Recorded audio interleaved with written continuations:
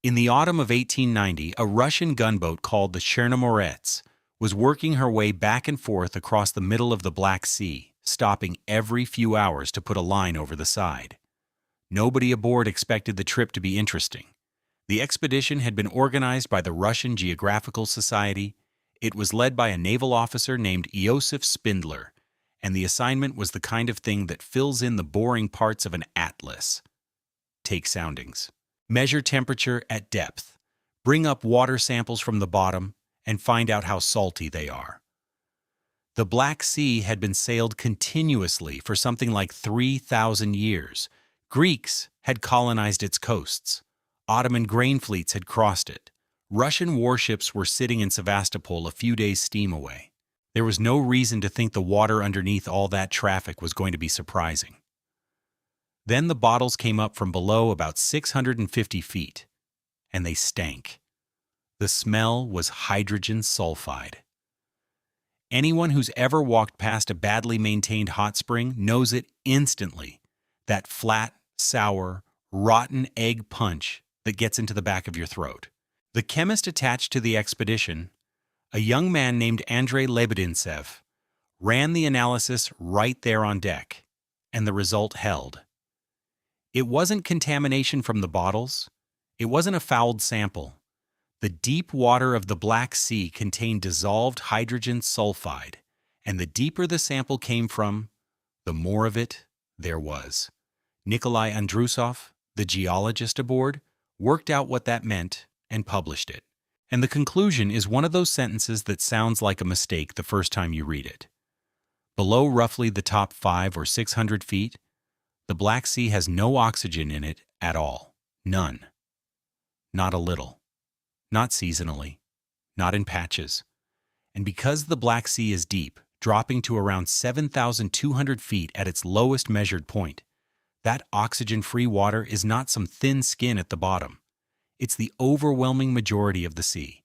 The usual figure quoted in the oceanographic literature is that about 90% of the Black Sea's total water volume is permanently without oxygen, which makes it the largest body of anoxic water anywhere on the planet. So here's what the crew of the Chernomorets had actually done. They'd been floating for weeks on top of a sea that Europe had been using since the Bronze Age, and about a tenth of it was doing what seawater is supposed to do, and the rest of it was chemically closer to a sealed tank than to an ocean. What I keep coming back to about that expedition isn't the discovery. It's the assumption it broke. Everyone aboard that boat, and everyone who'd sailed that water for 3 millennia before them, had been carrying around an unspoken model of what was down there. The same stuff as up here, only colder, darker, and under more pressure. That model is so obvious that nobody bothers to state it, and it was wrong by a margin nobody had imagined. That's the thing worth chasing. Because the word ocean is doing an enormous amount of quiet work in your head right now, and almost none of it is written down anywhere. Say the word and you get a picture. Salt water, roughly as salty as a good broth, cold at depth, warmer at the top, sunlit near the surface, and black below. Deep. Connected to other water. Moving.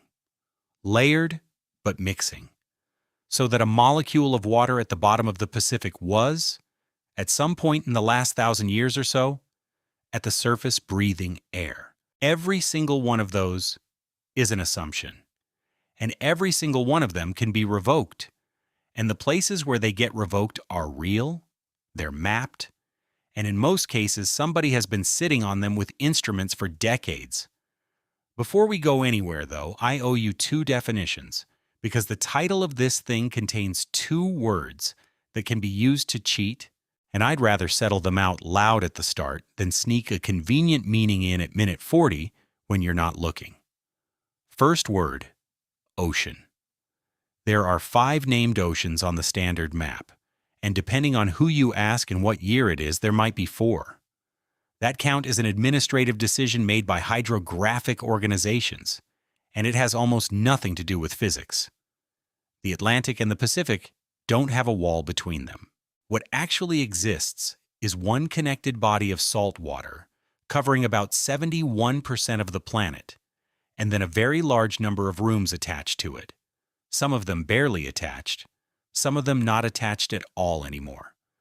So for the next couple of hours, when I say ocean, this is what I mean.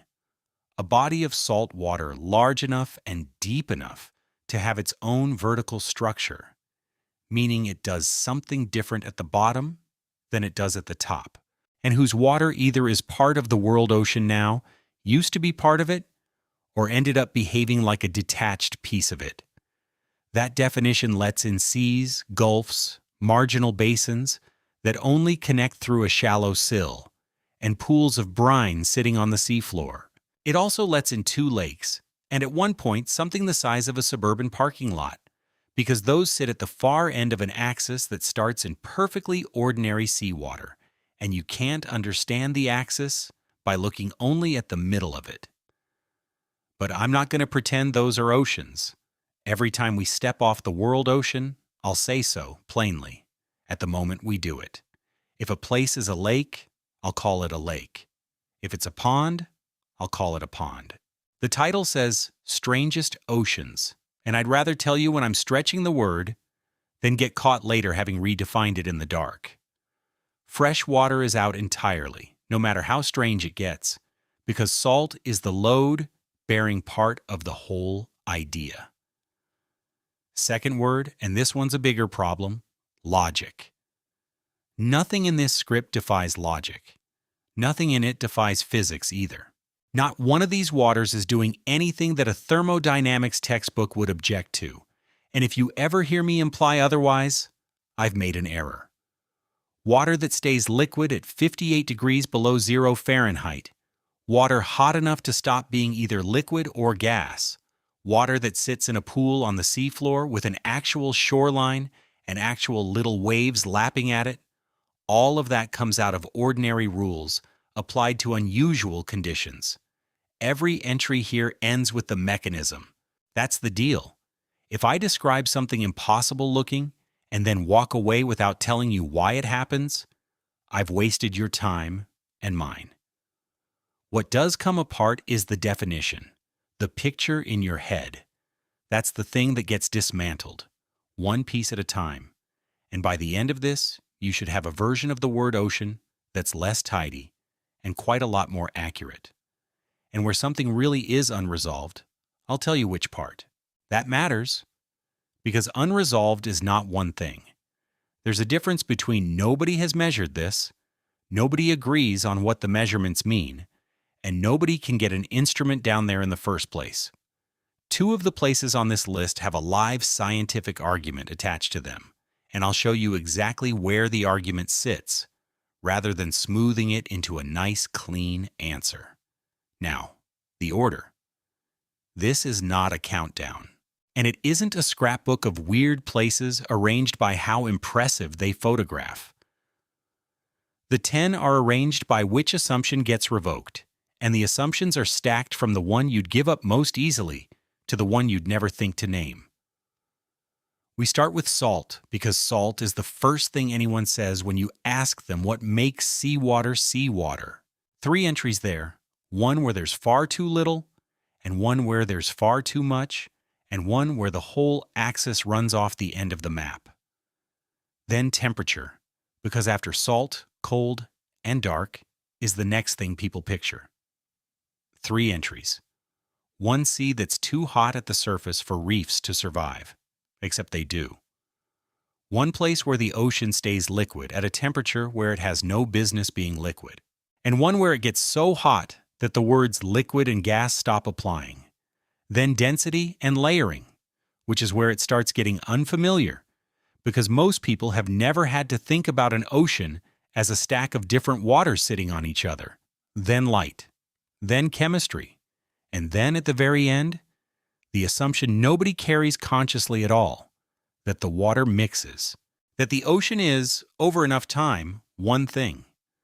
By the 10th entry, we'll be looking at seawater that has stopped being part of the sea it's sitting in. And once you understand how that happens, the Black Sea's 90% stops being a freak result and starts looking like a mild case. Let's start where the argument is easiest to follow.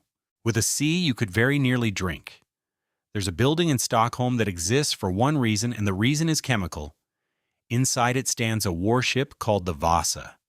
She was built for the Swedish crown. She was armed with 64 bronze guns, and on the 10th of August, 1628, she sailed barely 3/4 of a mile on her maiden voyage before a modest gust of wind laid her over on her side, and she filled and sank in Stockholm harbor in full view of the crowd that had turned out to watch her leave. She sat on the bottom for 333 years. In 1961, they raised her, and she came up essentially whole, not a wreck, not a scatter of timbers, a ship. The current estimate is that something over 90% of the wood you're looking at in that museum is original 17th century oak. Try that anywhere else, and you get nothing back. Sink an oak hull off the coast of Florida, or in the Mediterranean, or in the North Sea, and inside of a few decades, there is no hull. What eats it is a bivalve called Teredo navalis, the shipworm. And despite the name, it's a very long, very thin clam that bores into submerged wood and digests it. Shipworm is the reason the great age of wooden shipping left almost nothing behind. It's the reason the Dutch had to sheathe their dikes in stone. It ate the bottoms out of Columbus's ships, and it cannot live in the Baltic. Not because the Baltic is cold, though it is, because the Baltic isn't salty enough. Teredo needs somewhere around 8 or 9 parts per thousand of salt to settle in and breed. And across most of the Baltic proper, the water sits below that line, and in the northern reaches, it sits far below it. So the Baltic seafloor is the best preserved archive of pre-modern shipping on Earth. Sonar surveys have found thousands of wooden wrecks standing upright with their masts still attached, some of them 500 years old. Looking less like archaeology and more like a parking lot that somebody flooded. That's the consequence. Here's the cause. And it's the first assumption on the list. Open ocean water runs at about 35 parts per thousand of dissolved salt. If you want a picture you can hold, that's roughly 2 tablespoons of salt in a quart of water. It's remarkably constant.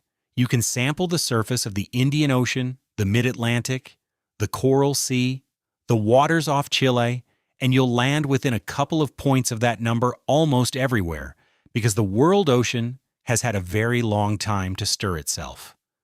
Salinity is the most reliable thing about seawater. It's the property people assume is fixed.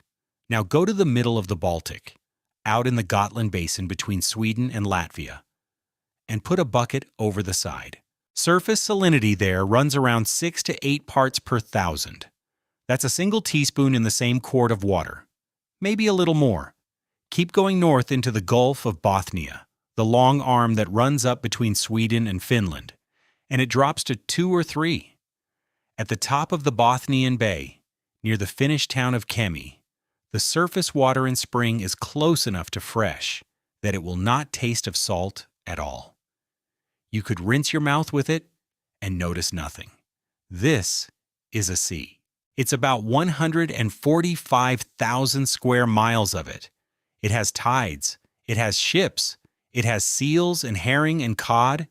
It connects to the Atlantic, and its water is closer in composition to a diluted river than to the sea it connects to. The mechanism is not exotic. It's arithmetic, and it comes in 3 parts. Part 1, the drainage basin.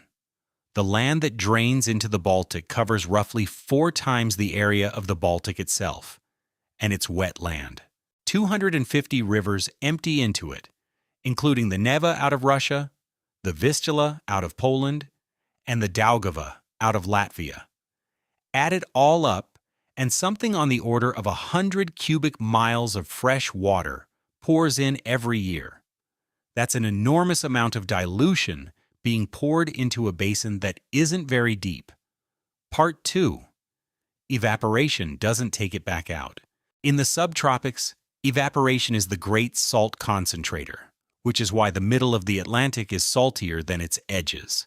The Baltic sits between roughly 54 and 66 degrees north. It's cool, it's cloudy. It freezes over in its northern third most winters, and across the year evaporation and rainfall roughly cancel each other out. So the fresh water that comes in stays in. Part 3, and this is the part that does the real work. The door is tiny. The only connection between the Baltic and the world ocean runs through the Danish Straits. And those straits are not deep water passages, they're shallow shelves. The Dars sill has a threshold of about 60 feet. The Drogden sill, over by Copenhagen, tops out at around 26 feet. That's shallower than a lot of harbors. Salty North Sea water is denser than Baltic water, so it wants to flow in along the bottom. And to do that, it has to get up and over a lip that's 26 feet below the surface, against an outward current of lighter Baltic water heading the other way on top.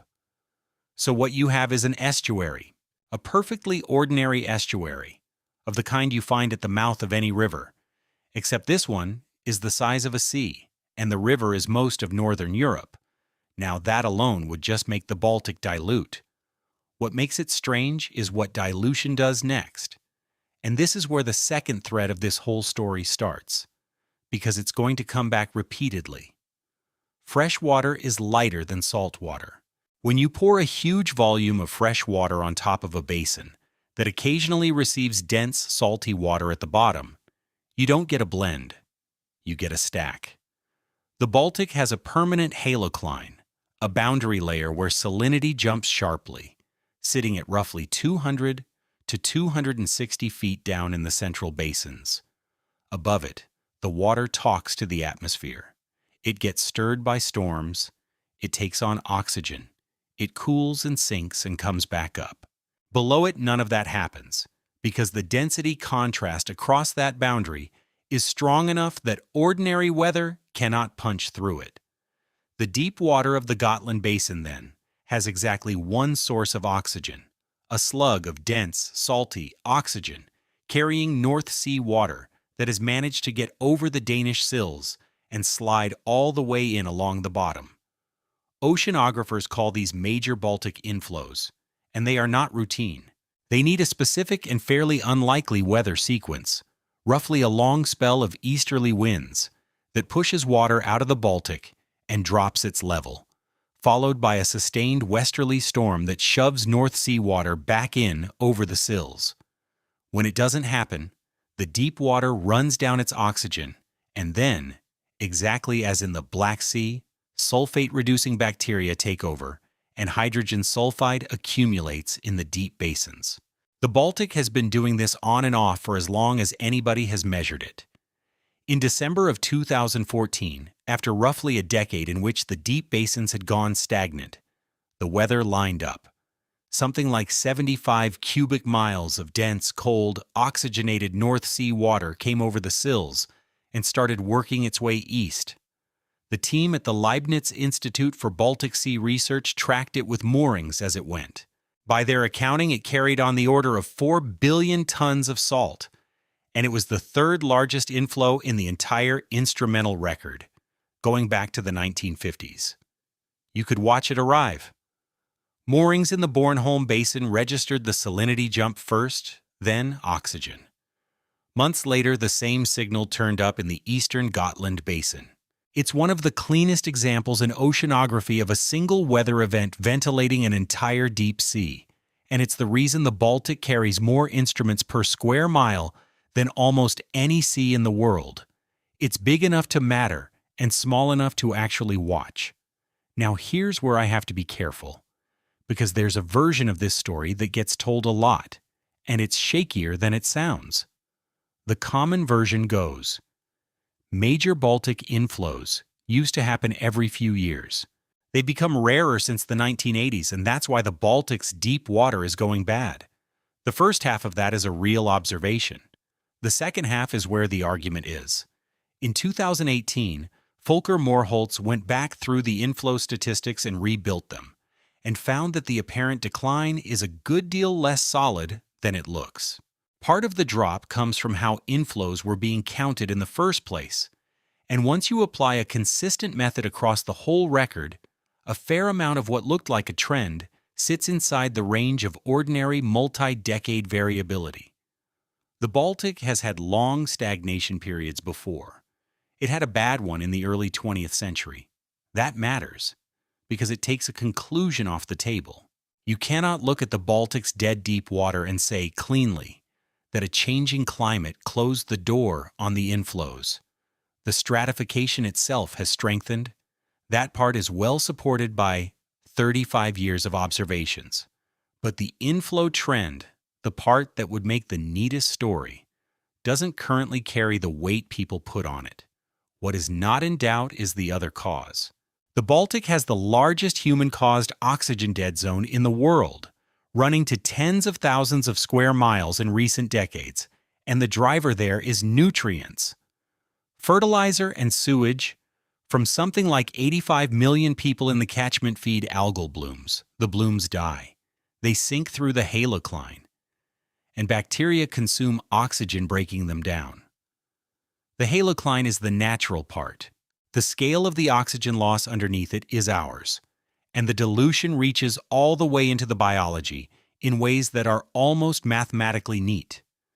There's a curve, first described by the German zoologist Adolf Romaine in the 1930s, that plots species diversity against salinity along an estuary. Marine species drop off as the water freshens. Freshwater species can only push so far into salt, and there's a minimum in between, somewhere around 5 to 8 parts per thousand, where neither group does well and the total number of species bottoms out. The Baltic sits in that trough across most of its area, which is why it's a sea with strikingly few species in it, and why the ones that are there tend to be small. Blue mussels in the Baltic reach a fraction of the size they hit in the North Sea. Same animal, same genes. Running on a salt budget that's a fifth of what it evolved for. And then there's cod, where the physics closes the loop in a way I find quietly brilliant. Baltic cod spawn by releasing eggs into the water column. The eggs are meant to hang suspended, neutrally buoyant, while they develop, and to do that they need water dense enough to hold them up. In practice, that means somewhere around 11 parts per thousand. In the Baltic, water that's salty is only found below the halocline, so the eggs have to be released down there. But below the halocline is exactly the water that has no oxygen unless a major Baltic inflow has recently arrived. And cod eggs need oxygen, which leaves a narrow band. Salty enough underneath, oxygenated enough on top of that. Fisheries scientists literally call it the reproductive volume, and they calculate it in cubic kilometers, and in bad years it shrinks toward nothing. An entire commercial fishery whose good and bad decades are set by whether a storm in Denmark lined up correctly. That's the Baltic. Take an ordinary sea, hand it a watershed 4 times its own size, and give it a doorway 26 feet deep, and you get water you can nearly drink. Wrecks that don't rot, mussels the size of a thumbnail, and a cod stock that lives or dies on the density of a layer 300 feet down. Nothing there breaks a rule. Fresh water floats, dense water sinks, shallow sills throttle exchange, and a boundary you can't stir is a boundary that runs out of air. Ordinary physics run in an unusual room. Now let's take the same axis and push it the other way. First, the disclosure I promised. This one is a lake. It has no outlet. Water comes in, and the only way out is up as vapor. That makes it what hydrologists call a terminal lake, and terminal lakes are salt factories by design. Every river that arrives brings a small load of dissolved minerals. The water leaves, the minerals stay, and you run that for tens of thousands of years. So the Dead Sea is not part of the world ocean. It never was in any recent sense, and I'm putting it here because it sits at the opposite end of the exact axis we just walked down. And because what it does at that end is stranger than the tourist photographs suggest. The photographs, you know, somebody lying on their back, reading a newspaper, floating like a cork. It's a real effect, and the physics is simple. You float in proportion to the density of what you're floating in. Ordinary seawater comes in at about 1.025 grams per cubic centimeter. Dead Sea brine runs around 1.24. That's a 20% jump in density, which is enormous, and it means you displace a lot less water to hold yourself up. You don't swim in it so much as get held, but density is the boring part. The composition is where it stops behaving like an ocean. Total dissolved solids in the Dead Sea sit around 340 grams in every kilogram of water, 10 times the ocean. If seawater is 2 tablespoons of salt in a quart, this is closer to a full cup, dissolved. In the same quart, which sounds impossible until you realize it isn't table salt doing most of the work. Seawater is a sodium chloride solution with other things in it. The Dead Sea isn't. Run the chemistry, and the single biggest cation is magnesium at something like 40 grams per liter, ahead of sodium. Calcium comes in around 17, and bromide sits at roughly 5 grams per liter, which is the highest natural bromide concentration measured in any body of water on the planet, by a wide margin. That's why it feels wrong on your skin. Magnesium chloride and calcium chloride brines are slick and faintly oily to the touch, and they are viciously bitter. A mouthful is deeply unpleasant and, in quantity, medically serious, because your body has no efficient way to shed that much magnesium fast. The lifeguards on the Israeli and Jordanian shores spend most of their working lives dealing with people who got brine in their eyes, which is not a minor thing, and every visitor center on both shores tells you the same 3 rules. Don't put your face in, don't shave that morning, and if you get it in your eyes, walk out and rinse with fresh water for a long time. That's the whole of the safety advice I'm going to give here, because it comes straight off the posted signage, and it's complete on its own. Now, the part that actually interests me, which is that this lake used to be layered, and then, one year it stopped. Up until the 1970s, the Dead Sea was meromictic. That's the word for a body of water with a permanent split in it, where a deep layer sits underneath and simply does not participate in the annual turnover. The Dead Sea's lower water mass had been sitting there, isolated, for a long time. Estimates put it at several hundred years without a full exchange with the surface. What kept the split in place was the Jordan River. Fresh water arriving at the north end spread out on top as a lighter layer, and that density contrast held the lid down. Then, the Jordan was taken apart. Israel's national water carrier came online in the mid-1960s and began drawing off the upper Jordan. Jordan's King Abdullah Canal did the same on the eastern side. Syria dammed the Yarmouk. Add the mineral extraction works at the southern end, which pump brine into vast evaporation pans on both sides of the border, and the inflow to the lake collapsed to a fraction of what it had been. With less fresh water landing on top, the upper layer kept evaporating and kept getting saltier. Salt makes water denser, so the top layer's density climbed year after year, closing the gap with the deep layer underneath it. In 1979, the gap closed. The upper layer became denser than the water beneath it. The whole thing rolled over, and a stratification that had held for centuries ended in a single season. Since that year, the Dead Sea has been holomictic. It stratifies through the hot months, then overturns completely every winter, top to bottom, like an ordinary lake in Minnesota. And that changed what the lake does with its salt, which is where this gets good. When you homogenize a brine that was already close to its limit and then keep evaporating it, you push past saturation. The Dead Sea has been supersaturated with respect to halite, plain sodium chloride, since the overturn. And a supersaturated solution does what supersaturated solutions do. It crystallizes. So there is salt falling through the Dead Sea, continuously, and has been for over 40 years. It settles on the floor of the deep northern basin and builds up. The accumulation rate in the deepest part is on the order of 4 inches a year, and it has produced a layer of solid halite tens of feet thick that did not exist within living memory. Geologists have a name for the massive salt beds that show up in the rock record, the ones that underlie the Gulf Coast, and the ones the Mediterranean laid down when it partly dried out around 5.5 million years ago. They call them salt giants. And there is one being built right now at a rate you can measure with a ruler, in a lake you can drive to. Except the way it forms should not work. Here's the problem, and it took until quite recently to solve properly. In summer, the Dead Sea splits into a warm upper layer and a cooler lower one. The warm upper layer is the one that's evaporating, so it's the one that goes super saturated and starts making crystals. Fine. But those crystals then have to fall into the cool water below. And cool brine can hold more dissolved salt than warm brine can, which means the deep water is undersaturated. Any halite crystal drifting down into it should dissolve on the way and never reach the bottom. For years, the field had the observation and no working explanation. Salt was accumulating in the deep basin, and by the straightforward accounting, it should have been accumulating on the shallow shelves instead.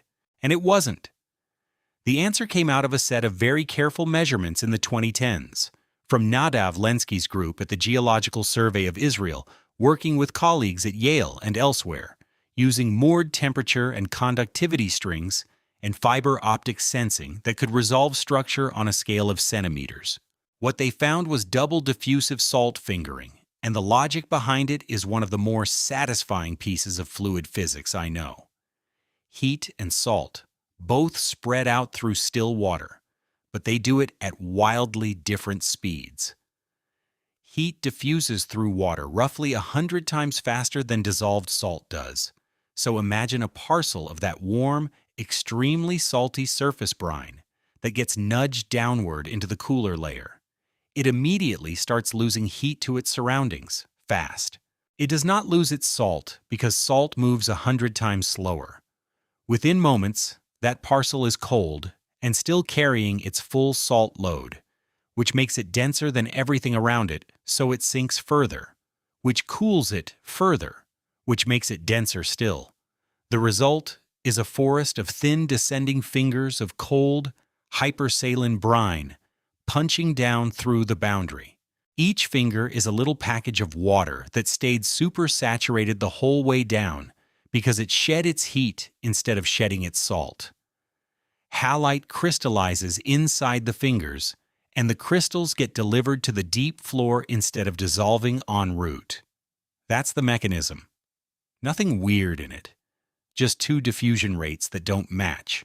And the payoff extends well past this one lake because those ancient salt giants in the rock record were laid down in basins nobody can go and watch. The Dead Sea is the working model. It's the only place on Earth where you can put an instrument in the water and watch a salt giant assemble itself. The lake is paying for all of this, and visibly. The surface now sits at roughly 1,430 feet below sea level, which is the lowest exposed land surface anywhere on the planet, and it drops more than 3 feet in a typical year. Over the last 5 decades or so, the level has fallen well over 100 feet. The southern basin, the shallow one, has essentially ceased to exist as a natural water body and is now a grid of industrial evaporation ponds kept flooded by pumping. And the retreat has produced a hazard nobody planned for. As the water pulls back, fresh groundwater flows in through sediments that contain buried layers of salt laid down when the lake stood higher. The fresh water dissolves those layers, leaving voids, and the ground above the voids eventually gives way. There are now something on the order of 6,000 sinkholes along the shoreline, and they've been opening at an accelerating rate since the 1980s. They've swallowed road sections, date palm groves, a section of a beach resort's parking lot. Some of them open in seconds. Long stretches of the Israeli and Jordanian shore are fenced off because of it, and where a shore is closed, you stay off it, because there's no reliable way to see one coming from the surface. One last thing, and it's the reason the name is a lie. The Dead Sea is not sterile. It's dominated by haloarchaea, single-celled organisms adapted to brine so concentrated it would tear an ordinary cell apart, plus a green alga called Dunaliella that can handle the salt when conditions allow. Most of the time, the population sits low, because even for haloarchaea, this is a hard place to make a living. But after unusually wet winters, when enough fresh water lands on the surface to dilute the top few feet, the lake blooms. It happened in 1980 and again in 1992, both documented in detail by the microbiologist Aharon Oren and colleagues. And both times the surface of the Dead Sea turned red because the archaea packed their membranes with carotenoid pigments as sunscreen. A red Dead Sea for a few months. And then it faded as the surface reconcentrated. Divers have also found springs on the lake floor, at depths of about 50 to 100 feet, where fresher groundwater vents up through craters in the sediment. Around those vents are thick microbial mats, whole communities living in the mixing zone where the brine is locally diluted enough to be survivable. Nobody had documented them properly until a team published on them in 2012 because getting a diver into that brine is a serious technical problem in its own right. So, a lake with no exit, in a desert, with its river taken away. Evaporation concentrates it past the point where salt can stay dissolved. Two diffusion rates that don't match deliver that salt to the bottom, and the shoreline collapses because retreating water lets fresh groundwater at the salt underneath. Every step follows from the one before it. So how far does this axis go? Considerably past the Dead Sea, as it turns out, into territory where the word water starts needing an asterisk. Disclosure again, and this time it's a big one. What we're about to look at is a pond. Not a sea, not a lake, a pond, and a small one. You could walk from one end of it to the other in about 4 minutes without getting your knees wet. I'm including it anyway, and here's my justification.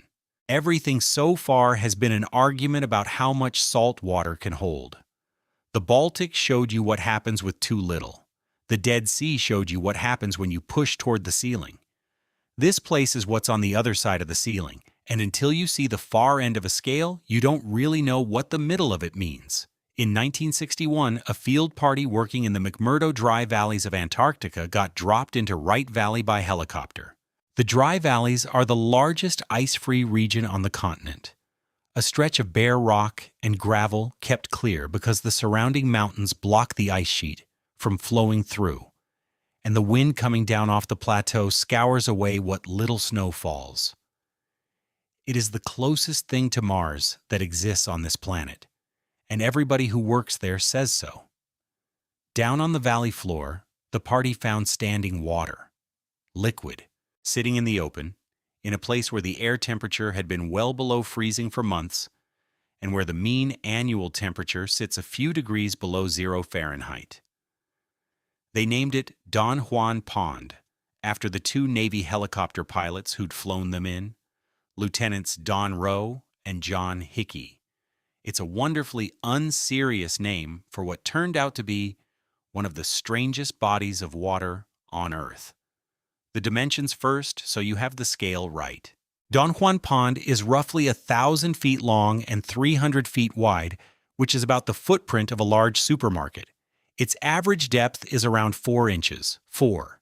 In some seasons, it's shallower than that, and in a few it has been observed to dry out almost completely and then come back. And it has never been observed to freeze. Not in 65 years of intermittent observation, not at 30 below, not at 50 below. There's a widely repeated figure that the pond has stayed liquid at air temperatures down around 58 degrees below 0 Fahrenheit. And while the pond's own temperature isn't the same as the air's, the point holds. This is water sitting in the open in Antarctica, in winter, unfrozen, in one of the coldest deserts on the planet.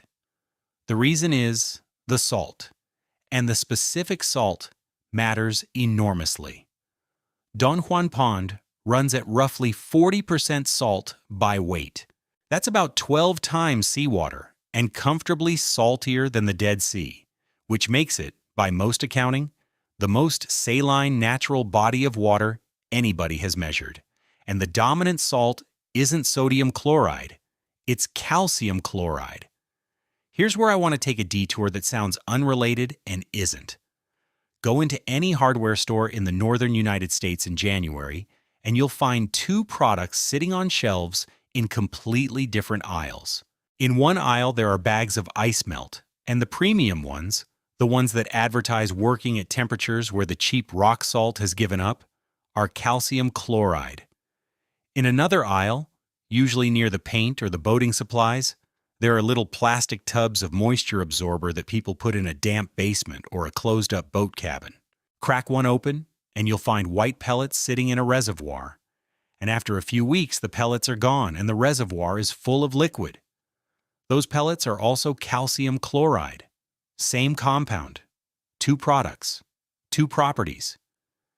It drops the freezing point of water further than almost anything else you can buy in bulk. And it is so aggressively thirsty for water vapor that it will pull moisture straight out of the air and dissolve itself into a puddle of its own brine. Don Juan Pond is those two hardware store properties running unattended at landscape scale in a desert for thousands of years. Take the freezing point first. Pure water freezes at 32 degrees Fahrenheit. Ordinary seawater freezes around 28.5 because dissolved salt gets in the way of the ice crystal lattice forming. Saturated sodium chloride brine bottoms out around -6 Fahrenheit, and that's as far as table salt will take you. Calcium chloride takes you much further, because each unit of it puts 3 ions into solution instead of 2, and calcium holds onto water molecules very tightly. A saturated calcium chloride brine has its lowest possible freezing point at about 60 degrees below 0 Fahrenheit. Below that number, nothing on Earth's surface is going to freeze it, and there are very few places on Earth's surface that get below that number. So the pond doesn't freeze for exactly the reason your driveway doesn't ice up after you throw the expensive bag on it. Same chemistry, different ambition. Now the second property, which is where the real argument lives. The soils of Wright Valley are loaded with calcium chloride, left over from a long history of chemical weathering and brine evaporation in a place where nothing ever washes anything away. Calcium chloride is hygroscopic to an extreme degree. Leave it exposed, and it will scavenge water vapor out of whatever air is passing by, absorb enough of it to dissolve, and become brine. That process has a name: deliquescence. It's the same thing happening in the tub in your basement. In 2013, a team led by James Dixon at Brown University published a study in Scientific Reports, built on something obvious and, until then, undone. They left a time-lapse camera pointed at the slopes above Don Juan Pond for a season, along with a small weather station, and they watched. What the images showed were dark tracks appearing and darkening on the valley walls, on a schedule. They didn't correlate with what you'd expect if the water were coming purely from melting snow. They tracked with humidity and temperature in the way you'd predict if calcium chloride in the soil was pulling water out of the air, going into solution, and trickling downhill. The conclusion was that deliquescence, working alongside modest amounts of meltwater, generates the brine that controls how much water is in the pond during summer. That's a fantastic result. It's also contested, and I said I'd tell you where the arguments are, so here's this one. Other researchers, notably groups working on the pond's deeper hydrology, have argued that the dominant source is groundwater. Their case is that there's a saline aquifer sitting under the valley floor, kept liquid by the same calcium chloride chemistry, and that it feeds the pond from below on a schedule of its own, with deliquescence at the surface being a real but secondary contributor. Notice what's being argued about and what isn't. Nobody disputes that the pond is a calcium chloride brine. Nobody disputes that deliquescence occurs in that watershed because it was directly observed. Nobody disputes that there's subsurface brine. The disagreement is specifically about the water budget. Which term dominates, top-down or bottom-up? That's an unusually clean scientific disagreement, the kind that gets settled by more instrumentation rather than by argument. And the reason it hasn't been settled is that Wright Valley is a difficult and expensive place to keep instruments running through a polar winter. The reason anyone is spending money on this at all has to do with a different planet. Mars is cold and dry, and for a long time the obvious conclusion was that liquid water can't exist on its surface. Then the Phoenix lander touched down in 2008 and found perchlorate salts in the Martian soil. Perchlorates depress freezing points even harder than calcium chloride does. Suddenly, there was a chemical route to liquid brine at Martian temperatures, and Don Juan Pond went from being an Antarctic curiosity to being the closest terrestrial analog anyone had. Then came recurring slope lineae, the dark streaks that appear on Martian slopes in warm seasons and fade in cold ones, first reported in 2011. The initial read was that they were flowing brine, and Don Juan's dark water tracks looked like a near-perfect match. I have to give you the update because the field moved and the popular version didn't. A study led by Colin Dundas, published in 2017, looked at the slope angles where these streaks appear and found that they consistently terminate at the angle of repose, the steepest angle at which loose dry sand will sit without sliding. That's what you'd expect from dry granular flows, and it's not what you'd expect from a liquid, which would keep running onto gentler ground. The wet interpretation of those streaks is a good deal weaker than it was a decade ago. That cost the story something real. Don Juan Pond is still the best analog on Earth for cold brine chemistry, and the perchlorate finding still stands. But the direct visual match that made the analogy exciting has largely been withdrawn. I'd rather hand you that than leave you with a version that was retired 8 years ago. There's one more thing about this pond, and it's the reason it belongs at the end of this axis rather than in the middle.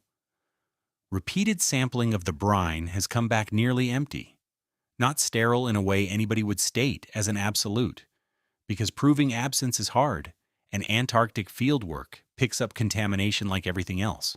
But the biological signal in Don Juan Pond is startlingly low, low enough that it gets discussed as possibly the only natural body of water on this planet, with essentially no resident life in it. And the reason isn't that it's cold, or that it's salty, in the way we've been using the word. The reason is a quantity called water activity. Water activity measures how much of the water in a solution is chemically available, as opposed to locked up hydrating dissolved ions. Pure water scores 1.0. Seawater is around 0.98.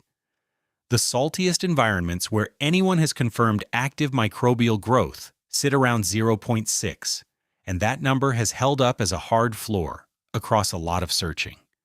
Below it, the machinery of a cell can't get enough free water to run no matter how well adapted the cell is. Don Juan Pond measures well below 0.6. That's the actual end of the salinity axis, and it isn't where the water runs out. There's water in that pond. You can put your hand in it. It's liquid. It flows. It's wet. But so much of it is bound up holding calcium and chloride in solution that from the point of view of anything trying to live in it, most of that water isn't there. That's what it looks like when you push one property of seawater until it breaks. The liquid survives. The meaning doesn't. So we're done with salt. One property revoked in both directions and off the end. Now let's take the second thing everyone assumes about the ocean, which is its temperature, and start with a sea where the surface in August is hotter than a warm bath, and coral reefs are somehow still there. On the 30th of July, 2020, monitoring stations sitting in the water in Kuwait Bay recorded a sea surface temperature of 99.7 degrees Fahrenheit. Satellites had suggested numbers in that range in the Gulf before, and satellite readings of sea surface temperature in shallow, turbid, enclosed water are exactly the kind of measurement that oceanographers treat with suspicion, because the satellite is reading the top skin of the water and can be thrown off by all sorts of things. This one had instruments physically in the sea. It went into the literature as a verified world record for an extreme sea surface temperature, and the paper documenting it made a point of the verification, because that was the whole issue. 99.7 Fahrenheit is bath water, It's warmer than the inside of your mouth is comfortable with. If you filled a tub to that temperature, you'd get in carefully. And that's the sea. Not a tide pool. Not a lagoon at the back of a mangrove. Open water at a place where ships are moving. The body of water in question goes by two names, depending on who's speaking. The Persian Gulf is the older and more common international usage. Arabian Gulf is standard across most of the Arab states on its southern shore, and a lot of the scientific literature splits the difference and writes both. I'm going to call it the Gulf and leave the naming to the people who live around it. Here's the setup, because everything about this sea follows from four numbers. 1. It's shallow. The Gulf averages something around 150 feet deep, and its deepest points, over toward the Strait of Hormuz, run to about 300. For comparison, the average depth of the world ocean is over 12,000 feet. This is a puddle with an oil industry on it. 2. It's enclosed. It's roughly 600 miles long, and it has exactly one opening, the Strait of Hormuz, which at its narrowest is about 25 miles across and not deep. Everything that comes in and everything that goes out threads through that one gap. 3. It's in the desert. The land around it gets almost no rain. There's one significant river system, the Shat al-Arab, which is what the Tigris and Euphrates become after they join, and its flow has been steadily reduced by upstream dams for decades. Set against that, evaporation off the Gulf's surface runs somewhere between 4 and 6.5 feet a year. 4. The sun. This is one of the hottest regions on Earth, with summer air temperatures over land routinely above 110 Fahrenheit and, on the coast, humidity that makes those numbers considerably worse to stand in. Put a shallow, nearly sealed basin under that sun with a desert around it, and you've built an evaporation pan roughly the size of Kansas. The shallowness is what makes it get so hot so fast. Water has a huge heat capacity, which is why the deep ocean is so stubborn about changing temperature. But heat capacity scales with how much water you've got, and if your water column is 150 feet instead of 12,000, you've got about 80 times less of it to warm up. The Gulf responds to the seasons more like a lake than like an ocean, and it responds in both directions. In the northern Gulf in February, water temperatures can drop into the 50s Fahrenheit. That's an annual swing of well over 35 degrees in the same water, which for a tropical sea is extraordinary. Now the salt, which is the other consequence of the same arithmetic. Evaporation removes water and leaves the salt behind, and there's not enough river input or rainfall to replace it. Open Gulf salinity runs around 39 to 42 parts per thousand against the ocean's 35. Along the shallow southern shelf, off the coasts of Qatar, the Emirates, and Saudi Arabia, it goes past 45. And this produces something I find quietly satisfying if you were paying attention to the Baltic, because the Gulf is the Baltic run backwards. In the Baltic, fresh water pours in, floats on top, and flows out over the sills at the surface, while dense, salty Atlantic water struggles to get in underneath. In the Gulf, evaporation makes the surface water saltier and therefore denser, so it sinks. Relatively fresh Indian Ocean surface water flows in through Hormuz along the top, mostly hugging the Iranian side. It works its way up the Gulf, getting saltier and denser the whole way, sinks, and comes back out along the bottom of the strait as a dense, salty undercurrent that then spills into the Gulf of Oman and spreads out through the Indian Ocean at depth as a recognizable water mass with its own name. Oceanographers call the Baltic arrangement an estuary and the Gulf arrangement an inverse estuary. Same mechanism, opposite sign. One basin has more water arriving than leaving by evaporation, the other has less. And the entire three-dimensional circulation flips as a result, which is a nice piece of physics, and it sets up the part that shouldn't work. There are coral reefs in the Gulf. That statement should stop you, because reef corals are famously delicate about temperature. The relationship is one of the better documented things in marine biology. Corals live in partnership with single-celled algae in their tissues. The algae photosynthesize and hand over the bulk of the coral's energy, and when the water gets too warm, the partnership breaks down. The algae start producing damaging compounds under heat stress. The coral expels them, and what's left is white skeleton showing through transparent tissue. That's bleaching. A bleached coral isn't dead yet, but it's starving, and if the heat doesn't let up, it dies. For reefs across most of the tropics, the threshold is roughly 1 to 2 degrees Fahrenheit above the normal summer maximum, sustained for a few weeks. On the Great Barrier Reef, on Caribbean reefs, in the Indian Ocean, that works out to bleaching somewhere in the mid-80s Fahrenheit, occasionally the high 80s. Gulf corals sit in water above 93 degrees for weeks at a stretch every single summer, and there are around 60 species of reef-building coral living there. So what's different? Part of the answer is the algae. In 2015, a team including Ben Hume and Christian Voelstra, working with samples from reefs off Abu Dhabi, described a new species of symbiotic algae that dominates the partnership in Gulf corals. They named it for what it does: thermophilum, heat-loving. It was originally placed in the genus Symbiodinium and, after a taxonomic overhaul of the whole group a few years later, it now sits in the genus Cladocopium. What matters is the biology. This is a symbiont whose photosynthetic machinery keeps functioning at temperatures where the standard tropical symbionts fail. Part of the answer is the coral itself. Comparative work has found differences in the heat shock protein responses of Gulf coral hosts, and the populations there have been under this selection pressure for a while.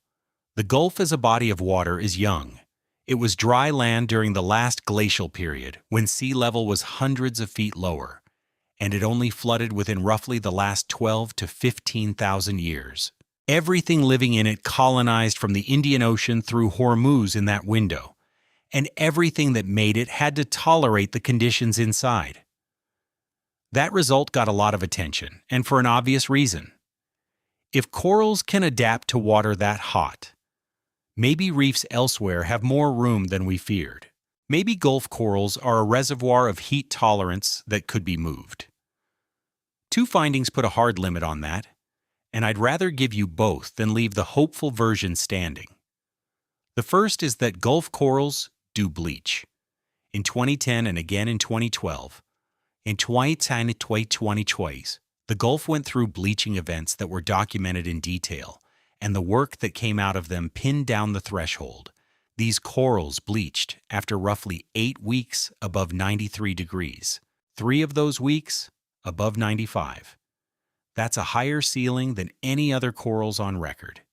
It's still a ceiling, and the Gulf is warming toward it. The second finding is the one that closes the door. Hume and colleagues followed up by asking whether the heat-tolerant symbionts could establish outside the Gulf, and found that their superior heat tolerance falls apart at normal oceanic salinity. The tolerance appears to be tied to the whole package of conditions in the Gulf, high salt included.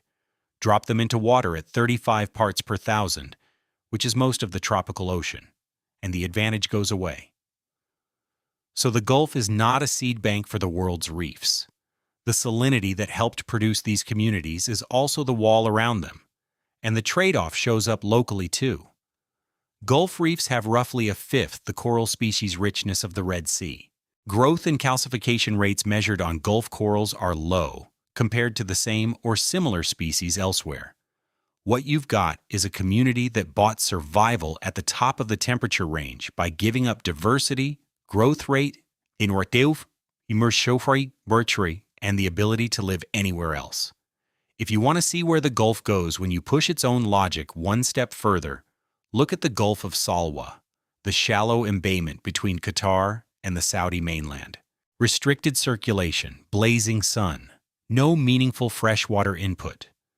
Salinities there have been measured above 70 parts per thousand, twice the open ocean, and summer temperatures climb higher than the main Gulf. Corals essentially stop. What you get instead are microbial mats, salt flats along the shore that Arabic speakers call sabka, and a short list of tolerant invertebrates. It's a preview of what the far end of this looks like, sitting inside the same sea. One more pressure, which is entirely ours. The countries around the Gulf run something close to half the world's desalination capacity because there is no other reliable fresh water. Desalination takes in seawater, removes fresh water, and returns the remainder, which is hotter and considerably saltier than what came in. The evidence for elevated salinity and temperature in the receiving waters near major outfalls is solid and well measured. What I'd be careful about is scaling that up to the whole basin, because the Gulf's overall salt budget is dominated by evaporation and by exchange through Hormuz. And attributing basin-wide change to brine discharge is a step the data doesn't currently support. Strip it back to the mechanism, and there's nothing mysterious in any of it. A shallow basin has little thermal inertia, so it heats fast. A nearly closed basin in a desert loses more water than it gains, so it gets salty and its circulation runs inside out. And a coral that spent 12,000 years in that basin ends up with a symbiont that works at 95 degrees and doesn't work anywhere else. Now let's go the other way on the same axis, to the place where the ocean is colder than the temperature at which the ocean freezes. Here's a small practical fact that has kept people alive. If you're on the Arctic pack in the middle of it, hundreds of miles from anywhere, and you need drinking water, you don't melt the ice under your feet at random. You look for old ice that survived a few summers, which you can pick out because it's weathered and rounded, and often has a blue cast to it. Melt that and it's fresh. Not brackish, not tolerable in an emergency. Fresh. Whalers knew it. Inuit hunters have used it for a very long time. Nansen's crew on the Fram relied on it, which raises a question that sounds naive and isn't. That ice was seawater. Where did the salt go? It didn't evaporate, obviously. It didn't get filtered out. And the answer to where it went is, in my view, the single most underappreciated piece of physics in the polar ocean, because what it produces is liquid seawater existing at temperatures where seawater cannot exist. Start with the freezing itself. When salt water gets cold enough to freeze, the ice crystals that form are made of water molecules stacked in a particular hexagonal arrangement, and that arrangement has no room in it for sodium and chloride ions. They don't fit. So as the crystals grow, they push the salt out ahead of them into the liquid that hasn't frozen yet. That liquid is now saltier than it was. Saltier water has a lower freezing point, so it doesn't freeze at the temperature that just froze the water around it, and it stays liquid, sitting in the gaps between the growing crystals. Keep cooling. More ice forms, more salt gets rejected. The leftover liquid gets saltier still, and its freezing point drops further. What you end up with is not a solid block. It's a composite, a lattice of nearly pure freshwater ice threaded through with a network of pockets, tubes, and channels, all of them full of concentrated liquid brine. Material scientists call this kind of structure a mushy layer. Sea ice is the biggest example of one on the planet. And here's the part that took me a while to properly appreciate. The salinity of that trapped brine is not a free variable. It's locked to the temperature. The brine has to sit exactly at its own freezing point, because if it were any fresher, it would freeze, and freezing would concentrate it back up. So the temperature of a block of sea ice determines the salinity of the liquid inside it precisely. Cool sea ice to 28 degrees Fahrenheit, and the brine inside is around ordinary seawater strength. Take it down to 14 degrees, and the brine is running at something like 145 parts per thousand, 4 times the ocean. Take it down to 5 below 0 Fahrenheit, and it's past 200, well into Dead Sea territory. Colder still, and it keeps climbing. So every winter, across an area of the Arctic that reaches roughly 6 million square miles at its March maximum, and across a comparable and often larger area around Antarctica in September. There are billions of tons of liquid seawater sitting at temperatures 30 and 40 degrees below the point at which seawater is supposed to be solid. Not supercooled, not metastable. Perfectly stable liquid at equilibrium, doing nothing unusual. It's just extremely salty, and it got extremely salty by the same freezing that should have destroyed it. There's a threshold buried in this that matters enormously, and it comes with one of my favorite names in geophysics. The brine pockets in cold sea ice are isolated from one another. Warm the ice, and the pockets grow and start to touch, and at some point they link up into a connected network that runs all the way through, and the ice goes from being effectively impermeable to being a sponge. The work on this, led by Kenneth Golden, established that the switch happens at a brine volume fraction of about 5%, which for typical sea ice corresponds to a temperature near 5 degrees below 0 Celsius, in ice of about 5 parts per thousand salinity. 3 fives. The field calls it the rule of fives. Above that threshold, fluid moves through sea ice. Below it, nothing does. Nutrients can't get in. Brine can't drain out. Organisms in there are sealed in their pockets. And gas exchange between ocean and atmosphere through the ice essentially stops. One number, and the entire behavior of the material flips. And once the ice is permeable, gravity gets to work. The brine inside is far denser than the seawater underneath, because it's far saltier. Dense fluid sitting on top of lighter fluid is unstable, so the brine drains downward through the channel network, and seawater works its way up to replace it. Run that over a winter, and the ice slowly desalinates itself. Run it over several summers, and you get that old blue ice that a hunter can melt for coffee. Multi-year Arctic ice can drop below 2 parts per thousand, which is fresher than the Baltic. The salt doesn't disappear, though. It goes into the ocean below, and that's the part with planetary consequences. Freezing sea ice is a salt pump. It takes surface seawater, locks the fresh part into a floating solid, and injects the salt into the water underneath as cold, dense brine. That brine sinks. In shallow coastal areas around Antarctica, where wind holds the ice offshore and keeps opening the water back up so it can freeze again and again, this runs on an industrial scale. And the dense water it produces slides off the continental shelf and heads for the bottom of the world ocean. A meaningful fraction of the coldest, densest water on the planet was manufactured by ice rejecting salt. Now, the thing that made this famous, which is what happens when that brine drains out of the bottom of the ice in a concentrated stream. Picture the underside of a sheet of sea ice. Below it, ordinary seawater at its own freezing point, around 28.5 Fahrenheit. Coming down out of a channel in the ice, a plume of brine, which is much saltier and therefore colder while still liquid, perhaps down in the teens or lower. That plume is colder than the seawater it's falling through, and the seawater is already at its freezing point.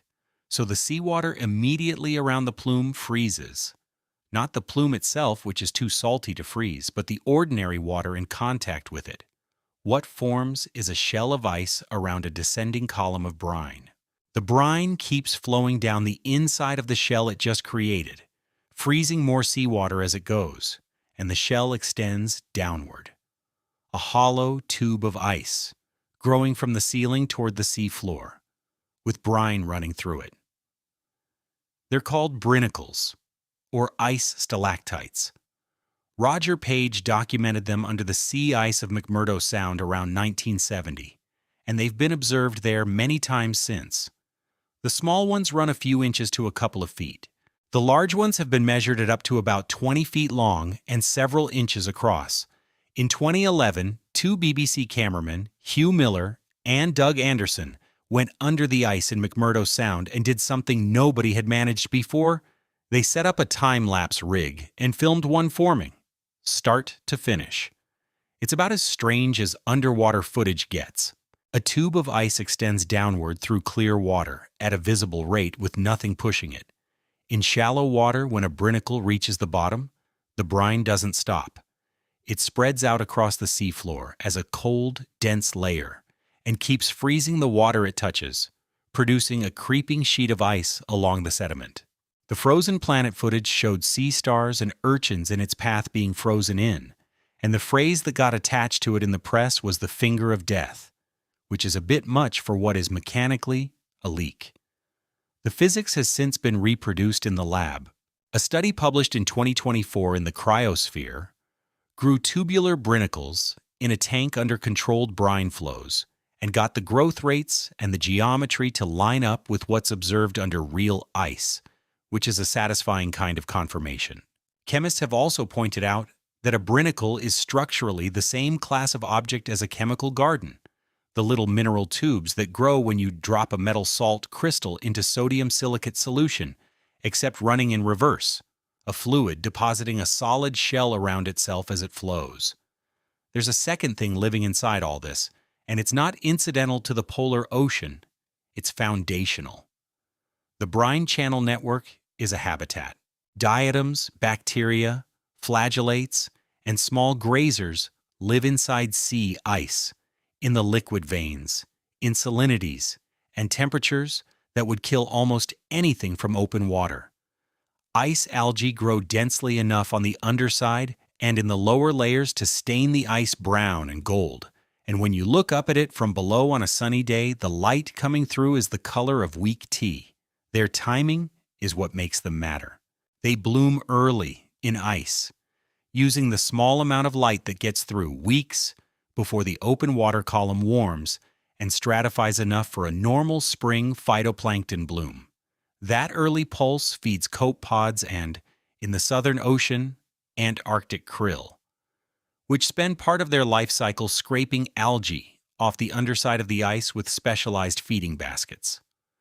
Krill feed everything from penguins to blue whales. So a fair share of the largest animals that have ever lived are, at one remove, eating something that grew inside a block of ice, in brine 4 or 5 times saltier than the sea. And if you keep going down in temperature, the ice stops being just ice and brine. Somewhere around 10 below 0 Fahrenheit, sodium chloride hits its own limit and starts crystallizing out of the brine as a hydrated mineral called hydrohalite. Go colder, and magnesium salts follow. Very cold sea ice is a 3-part mixture of water ice, solid salt minerals, and a residual liquid that keeps shrinking. It's a rock, in the technical sense, with a liquid phase in it, which is worth stopping on for a second. The ocean's ordinary surface, in winter, in both hemispheres, across an area larger than the continental United States several times over, is a mineral assemblage with brine plumbing running through it and an ecosystem inside the plumbing. That's the normal condition of a large fraction of the world ocean for months at a time, and almost none of us picture it that way. How much of polar biological production actually happens in there is one of the honest, open questions. Estimates vary a lot, and the reason is practical.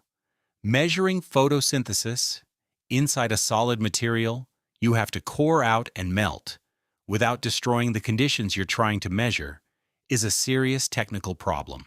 And the numbers you get depend on methods that different groups do differently. Everything in this entry comes from one rule. Ice won't accept salt. Every consequence, the drinkable old flow, the tubes hanging under the ice, the densest water on the planet, the krill, follows from that one refusal. We've now been to both ends of the ocean's ordinary temperature range. Now let's leave the range entirely. A remotely operated vehicle called Quest, built at the Marham Institute in Bremen, was working on the mid-Atlantic ridge about 5 degrees south of the equator, roughly 1,500 miles off the coast of Brazil, and about the same from West Africa. Depth: a little under 10,000 feet. The vehicle's job that day was straightforward. Push a temperature probe into the orifice of a hydrothermal vent and log the number. Hydrothermal vents were already 40-odd years into being studied by then. The temperatures were known territory.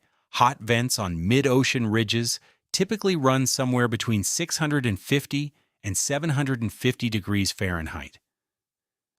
And there are perfectly good probes for measuring that. At a chimney they'd named Sister Peak.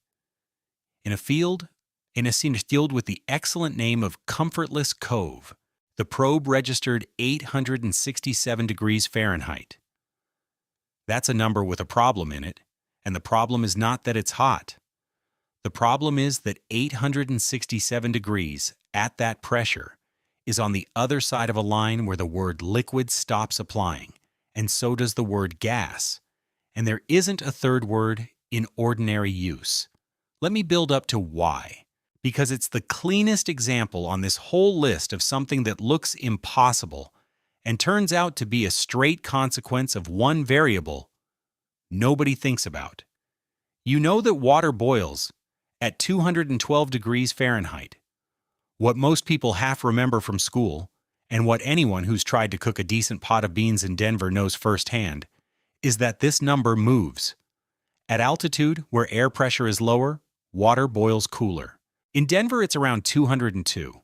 On top of Everest, it's around 150, which is why you cannot make tea up there worth drinking. Run it the other way, increase the pressure, and the boiling point goes up.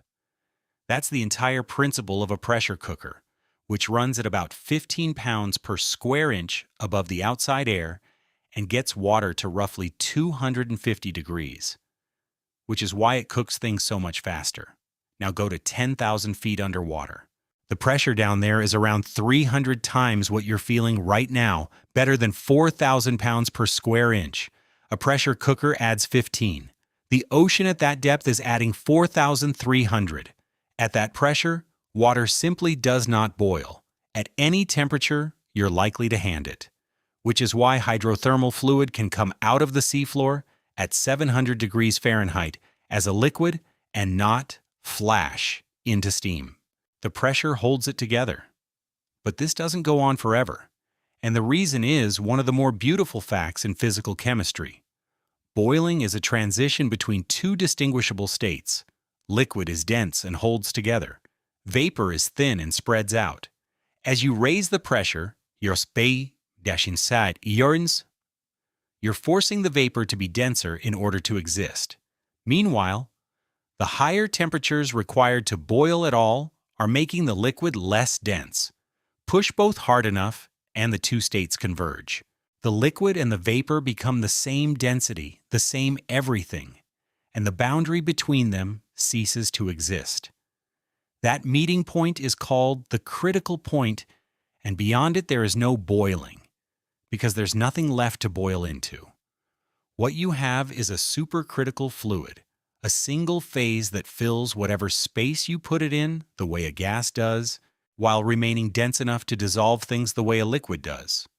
For pure water, the critical point sits at about 705 degrees Fahrenheit and around 220 times atmospheric pressure.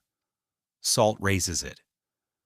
For seawater, at the salinity of the open ocean, the critical point is around 765 degrees Fahrenheit and roughly 300 times atmospheric pressure, which corresponds to a depth of about 9,700 feet. Sister Peak sits at 9,800 feet. Andrea Koshinsky and colleagues published the result in 2008. And I want to be precise about what they claimed, because this is the sort of finding that gets flattened in the retelling. At a nearby vent called Turtle Pits, they measured sustained venting at around 765 degrees Fahrenheit, above the critical point for the fluid's actual salinity, which was lower than seawater's. At Sister Peak, the 867-degree reading was a brief injection rather than a steady state. Sustained venting there was cooler. So the headline is real, and the fine print is that the record number was a pulse. Either way, the line had been crossed and measured, and there is now water coming out of the seafloor that is neither liquid nor gas, because those categories have stopped applying to it. What happens next is where the chemistry gets strange, and it explains something about vents that had been puzzling for years. A supercritical or near-critical water is a terrible solvent for salt. The reason is that water dissolves salt by surrounding each ion with a cage of water molecules oriented to shield its charge, And that trick depends on water being dense and well-ordered. Heat it toward the critical point, and its ability to do that collapses. Salt falls out of solution. The consequence is phase separation. Fluid circulating in the hot rock beneath a vent field splits into two: a low salinity vapor phase and a dense high salinity brine. The vapor phase is buoyant and escapes upward and out of the seafloor. The brine is heavy and tends to stay behind, pooled in the crust. That's why measured vent fluid salinities are all over the place. Some vents put out fluid with 1/10 the salt of seawater. Others put out fluid with twice as much. Sample the same vent field over years, and you can watch the salinity swing as the system cycles between venting vapor and flushing out stored brine. It's one of the better long-term measurement series in seafloor geochemistry, and it's a direct readout of a phase boundary being crossed underground. The visible drama comes from the collision at the exit. Hot vent fluid is loaded with dissolved metals it stripped out of the rock: iron, copper, zinc, manganese, plus a great deal of hydrogen sulfide. The ocean it emerges into is a couple of degrees above freezing and full of oxygen. The moment they meet, metal sulfides come out of solution as a cloud of fine, black particles. That's the smoke in Black Smoker. It isn't smoke, it's precipitation happening at the speed of mixing. The same reaction builds the chimneys.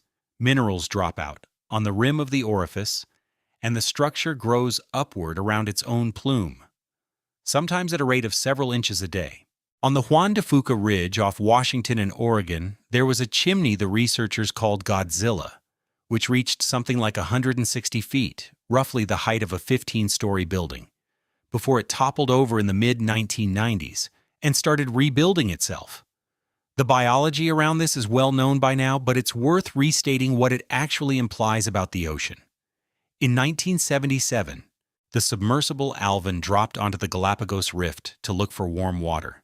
Geologists had predicted the springs should be there on theoretical grounds. What nobody predicted was that they'd be covered in animals: clams the size of dinner plates, crabs and tube worms in stands like bamboo. The crews had no biologist on board. They preserved specimens in vodka from the ship's stores because that's what was available. The food web down there runs on chemistry rather than sunlight. Bacteria oxidize hydrogen sulfide and use the energy to fix carbon, and everything else eats them, farms them, or houses them. The giant tube worm has no mouth and no gut as an adult. It has an organ packed with symbiotic bacteria and a specialized hemoglobin that carries both oxygen and sulfide at the same time, without the sulfide poisoning it. But note where these animals sit: not in the vent fluid. In the mixing zone, where hundreds of degrees meets 2 degrees across a few inches of water. The upper temperature limit for life anywhere is around 250 degrees Fahrenheit, established by a microbe called Methanopyrus candleri, which was cultured and shown to reproduce at that temperature under pressure. Above that, the molecules that make a cell work come apart faster than they can be repaired, and no amount of adaptation fixes it. There's a worm that lives closest to the edge, Alvinella pompeiana, the Pompeii worm, which builds tubes directly on the walls of active chimneys. Early reports had it sitting with its tail in water around 175 Fahrenheit while its head stayed near 60, which would have made it the most heat-tolerant complex animal known. Later measurements pulled that number down substantially, and the current picture is a real but less extreme gradient. I'd rather give you the corrected version, because the original figure still circulates, and it isn't where the evidence landed. Here's the part that changes how you should think about seawater in general. This isn't a scattering of exotic hotspots. The mid-ocean ridge system runs about 40,000 miles, wrapping the planet, and water circulates through the young crust along essentially all of it. Cold seawater seeps into cracks in the flanks, gets heated, reacts with basalt, and comes back out. Estimates for how fast this cycles the ocean vary quite a bit, depending on which part of the system you're counting, but the low temperature circulation through ridge flanks is fast enough that the entire volume of the world ocean passes through hot rock on a timescale of a few 100,000 years. The high-temperature axial systems, the ones with the chimneys, take considerably longer, and that circulation sets seawater's composition. The clearest case is magnesium. Rivers deliver magnesium to the ocean continuously, and if nothing removed it, the concentration would have climbed steadily over geological time. It hasn't. The reason is that when seawater is heated in basalt, magnesium is stripped out and locked into the rock as new minerals. Hydrothermal circulation is the ocean's magnesium sink, and it's very close to a complete one. So the salinity we started this whole thing with, that reliable 35 parts per thousand, the number the Baltic falls short of and the Dead Sea blows past, isn't simply the accumulated leftovers of rivers running for 4 billion years. It's a balance, and one side of the balance is a global network of rock reactors running at temperatures where water stops being liquid. What's honestly unresolved here is how common supercritical venting is. Sister Peak and Turtle Pits are documented. The BB field in the Cayman Trough, which is the deepest known vent field at around 16,000 feet, shows phase separation signatures pointing the same way. Beyond that, the sample is thin and the reason is unglamorous. Probes fail at those temperatures, ships are expensive, and a number you got once from a pulse is not a population statistic. Nobody can currently tell you what fraction of the ridge system does this. The mechanism, though, is settled, and it fits on a napkin. Pressure raises the temperature at which water boils. Enough pressure and enough heat, and boiling stops being a thing that can happen at all. We're done with temperature now. From here, the assumptions get less obvious because we're leaving the properties that have a number you could look up on the back of a chart, and moving to the ones about how an ocean is put together. For most of the 20th century and a good chunk of the 21st, 5 governments argued about a definition, and the argument was worth a great deal of money. The question was whether the Caspian is a sea or a lake. It matters because international law treats them differently. If a body of water is a sea, the countries on its shore get territorial waters and exclusive economic zones measured out from their coastlines under the law of the sea. And there are rules about navigation and transit. If it's a lake, it's a shared resource. And the standard approach is that the states around it divide it up by agreement, often in equal shares regardless of how much coastline each one has. Now consider that there are very large oil and gas fields under the Caspian floor, and that the 5 countries around it, Russia, Iran, Kazakhstan, Azerbaijan, and Turkmenistan, have wildly unequal shares of the coastline. Iran has the shortest stretch. Under sea rules, Iran gets a modest slice. Under lake rules, Iran gets a fifth of everything. You can see why the definition took decades. It got settled, sort of, in August of 2018, when the 5 states signed a convention at Aktau in Kazakhstan, giving the Caspian a special legal status that's neither one thing nor the other. The surface waters get treated broadly like a sea for navigation. The seabed gets divided by negotiated agreement more like a lake, which is a lawyer's answer, and it is also, as it happens, a fair description of the physical situation, because the Caspian really doesn't fit either category. What it actually is a leftover. Roughly 10 to 5 million years ago, there was an ocean across what is now southeastern Europe and Central Asia. Geologists call it the Paratethys, and it was a northern arm of the Tethys, the ocean that used to sit between Africa and Eurasia. Then Africa and Arabia kept pushing north into Eurasia, and the collision threw up the Alps, the Carpathians, the Caucasus, and the Zagros. Those mountains cut the Paratethys off from the world ocean and then sliced what was left into pieces. The Black Sea is one piece, the Caspian is another. The Aral, before it was drained for cotton irrigation, was a third. They are the surviving puddles of a vanished ocean, and the water in them is, in a real sense, old seawater that has been sitting in a closed room for millions of years, while rivers poured into it. The Caspian is by a wide margin the largest of them. about 143,000 square miles of surface, which is roughly the size of Montana. Around 18,800 cubic miles of water, which is on the order of 40% of all the water sitting in lakes on this planet. Maximum depth in the southern basin, about 3,360 feet. And underneath that southern basin is the strangest part. The crust down there is not normal continental crust. It's either true oceanic crust or heavily thinned transitional crust, with something like 12 miles of sediment piled on top of it, dumped by the rivers over millions of years. Which crust type exactly is still argued over in the geophysical literature, and the argument is hard to settle because you'd have to see through all that sediment. Either way, the floor of the South Caspian is a preserved piece of ocean bottom, sitting 1,000 miles from the nearest ocean, with Baku on one side of it and Tehran a couple of 100 miles from the other. Now, the water. This is where the assumption we're revoking comes in, because the Caspian is not one water. It's three stacked and separated in ways that control everything living in it. Average salinity is around 12 to 13 parts per thousand, roughly a third of ocean strength, but that average is close to meaningless. The northern Caspian, up where the Volga comes in, is essentially fresh. Salinity there can be under 1 part per thousand. It's also extraordinarily shallow, averaging something like 16 feet, and it freezes over most winters.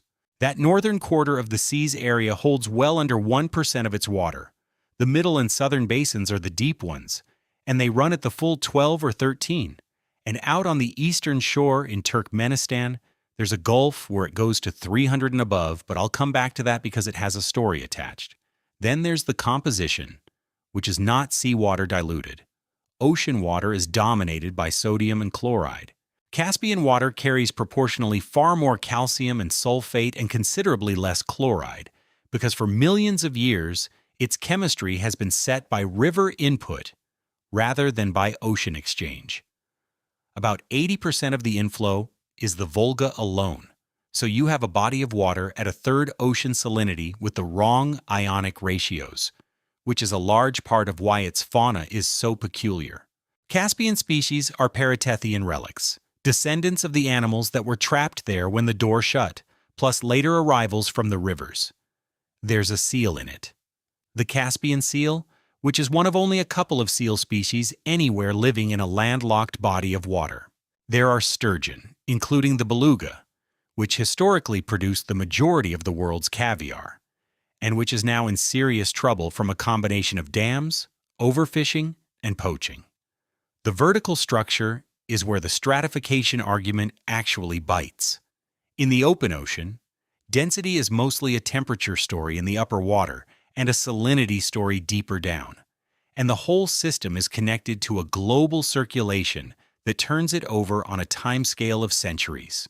The Caspian has no such circulation because it has nowhere to circulate to.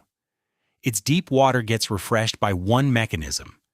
In winter, surface water in the middle basin cools, becomes dense, sinks, and some of it spills south over the ridge separating the middle from the southern basin and works its way down. That process depends on winters being cold enough.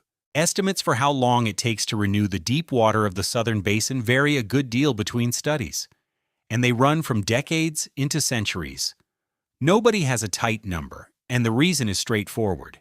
You need long records from a sea that's been hard to work in politically for most of the period when the right instruments existed. What is measured is that oxygen concentrations in the deep South Caspian are low, and that the trend over recent decades has been downward, with episodes where the deepest water goes essentially anoxic. The mechanism is exactly what you'd expect by now. If the lid holds and nothing brings oxygen down, whatever's down there consumes what it has and then stops. And the lid is being reinforced because the Caspian's temperature structure is changing along with everything else. And there's a number here that ought to be far better known than it is. The Caspian surface level moves, not on geological timescales, within a human lifetime by many feet. Between about 1930 and 1977, it fell roughly 10 feet, largely because the Volga was being dammed into a staircase of reservoirs and because of changes in the regional water balance. Then, starting in the late 70s, it turned around and rose about 8 feet in under 2 decades, which flooded infrastructure that had been built on the newly exposed shore during the low period. Since the mid-90s, it's been falling again. Currently, it's something like 2.5 inches a year. The reason the level is so twitchy is a straightforward volume argument. The Caspian has no outlet, so its level is set entirely by the balance between river inflow, rainfall, and evaporation off a very large surface. Those are 3 big numbers that nearly cancel.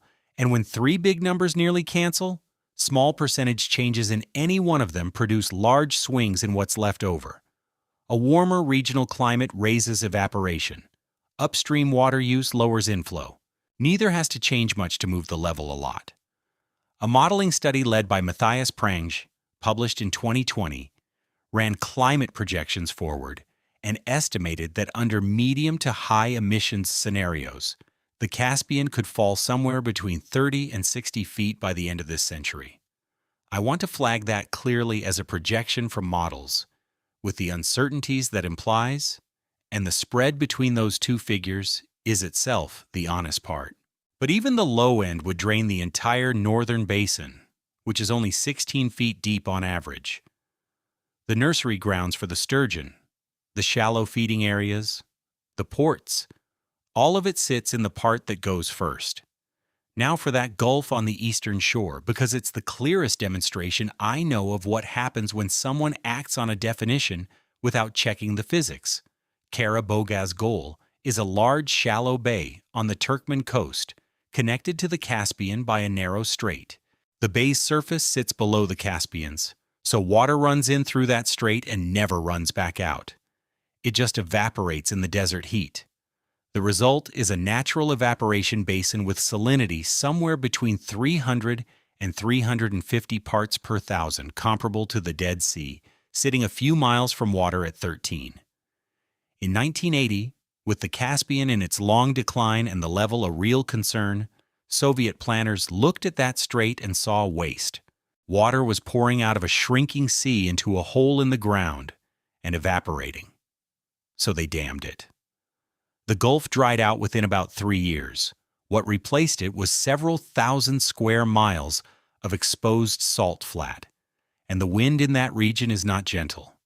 Salt and dust began lifting off the dry bed and depositing on agricultural land downwind over distances measured in hundreds of miles. There was also a mineral extraction industry on that bay that depended on the brine, and it lost its raw material. The dam was breached in 1992, and the Gulf refilled over the following years. It's back now, and it's back to being extremely salty. What I take from that is not really about Soviet planning.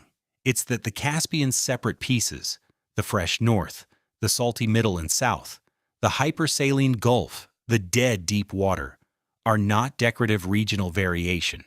They're a density structure, and a density structure is a machine.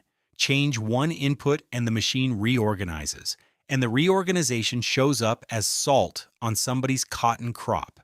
Here's the mechanism, stated plainly. Take a piece of ocean, seal it off. Hand it one enormous river and a desert coastline. Wait 5 million years. What you get is water that's a third as salty as the sea it came from, with the wrong chemistry stacked in 3 layers that barely talk to each other, sitting on a floor that's still ocean crust, in a basin whose level swings by yards inside a human lifetime. Salinity we've covered, temperature we've covered, layering we've now covered, which leaves the properties that are harder to notice you're assuming, and the next one is light. In September of 1492, about 3 weeks out from the Canaries, and well past the point where his crews had started asking pointed questions, Columbus began logging floating weed. Great mats of it, yellow-brown, drifting past the hulls day after day. To sailors, this meant one thing. Weed comes from rocks. Rocks mean shallow water. Shallow water means land. The log records the mood improving. It kept not being true. They sailed through weed for days, and there was no land, and eventually the weed became one more reason to be uneasy rather than hopeful. The Portuguese later attached their word sargaco to the stuff, borrowed from a land plant it reminded them of, and the name stuck to the weed and then to the water it floats in. The Sargasso Sea is the only sea on Earth with no coastline. Not a sea with a small coastline, or a sea with a coastline in dispute. It has none. There is no land anywhere on its boundary, because its boundary is made of moving water. 4 currents enclose it. The Gulf Stream runs up the western side. The North Atlantic Current carries across the top. The Canary Current comes down the eastern edge past the Iberian coast and northwest Africa. The North Atlantic Equatorial Current closes the bottom, heading west. Together they make a slow, clockwise rotation about 2 million square miles across, occupying most of the western and central North Atlantic, and the water sitting in the middle of that rotation is the Sargasso, which means that if you ask where it starts, the honest answer is that the question is badly posed. The edges move seasonally. They move year to year.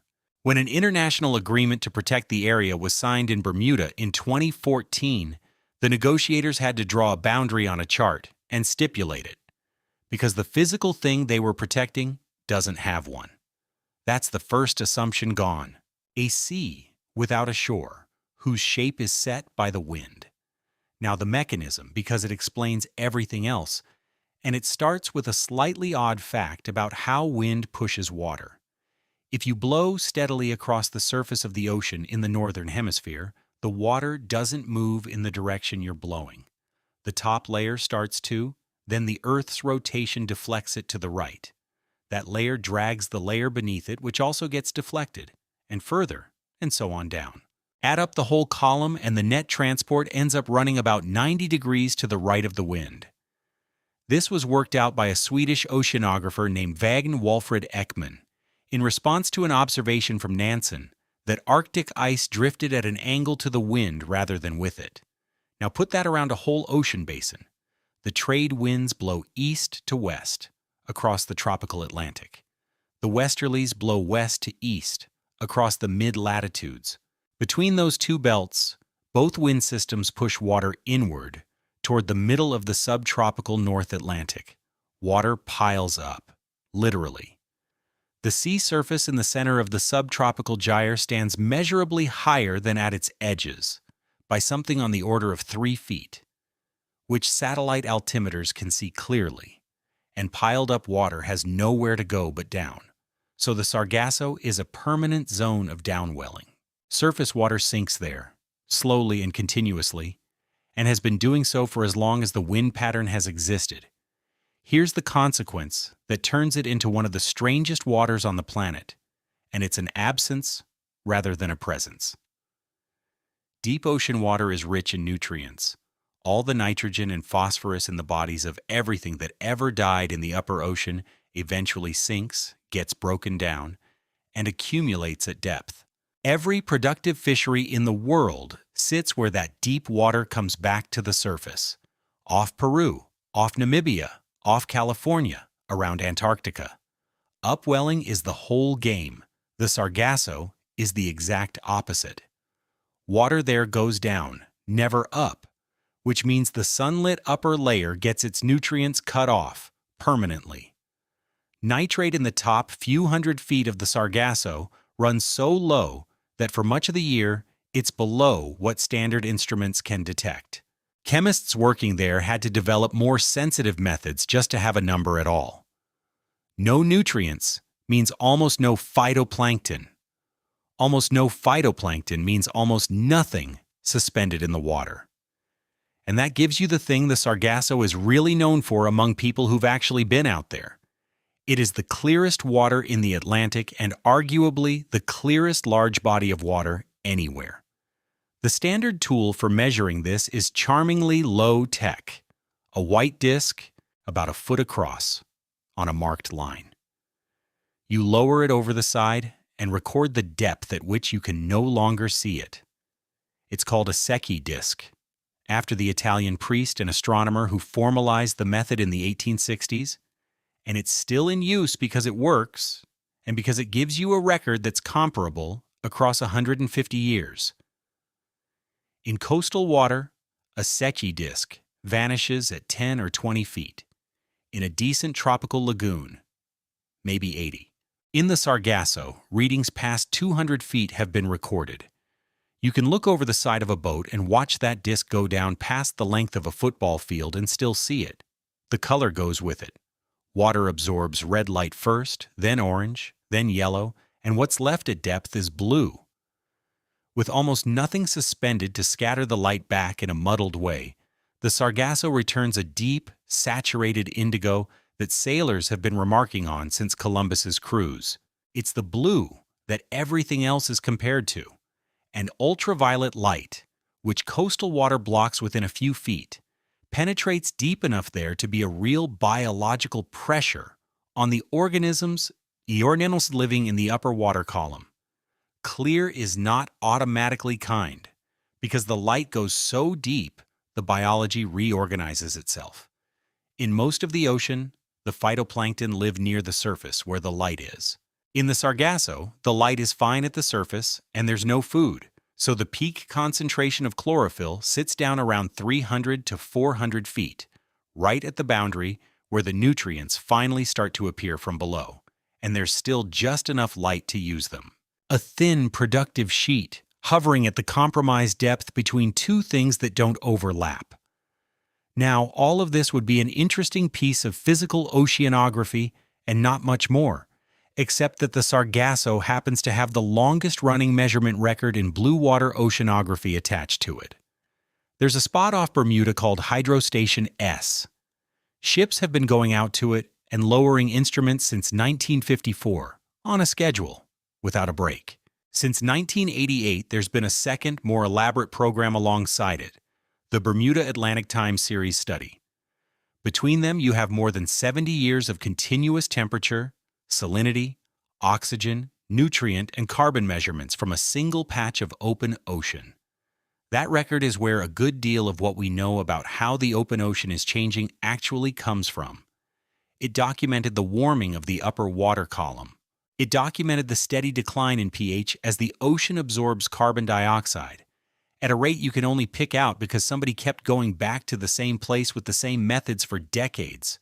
Long-time series are unglamorous, and they're the backbone of the field. And this one exists because of a decision made in the 1950s by people who wouldn't live to see most of the payoff. Now back to the weed, because it hasn't been explained yet. Sargassum is a brown macroalga, and most species of it grow attached to rock, like any other seaweed. Two species don't. Sargassum natans and Sargassum fluitans have given up the seafloor entirely. They spend their whole lives floating, held up by little gas-filled bladders, and they reproduce by simply breaking apart and growing on. No holdfast, no attachment stage, no bottom.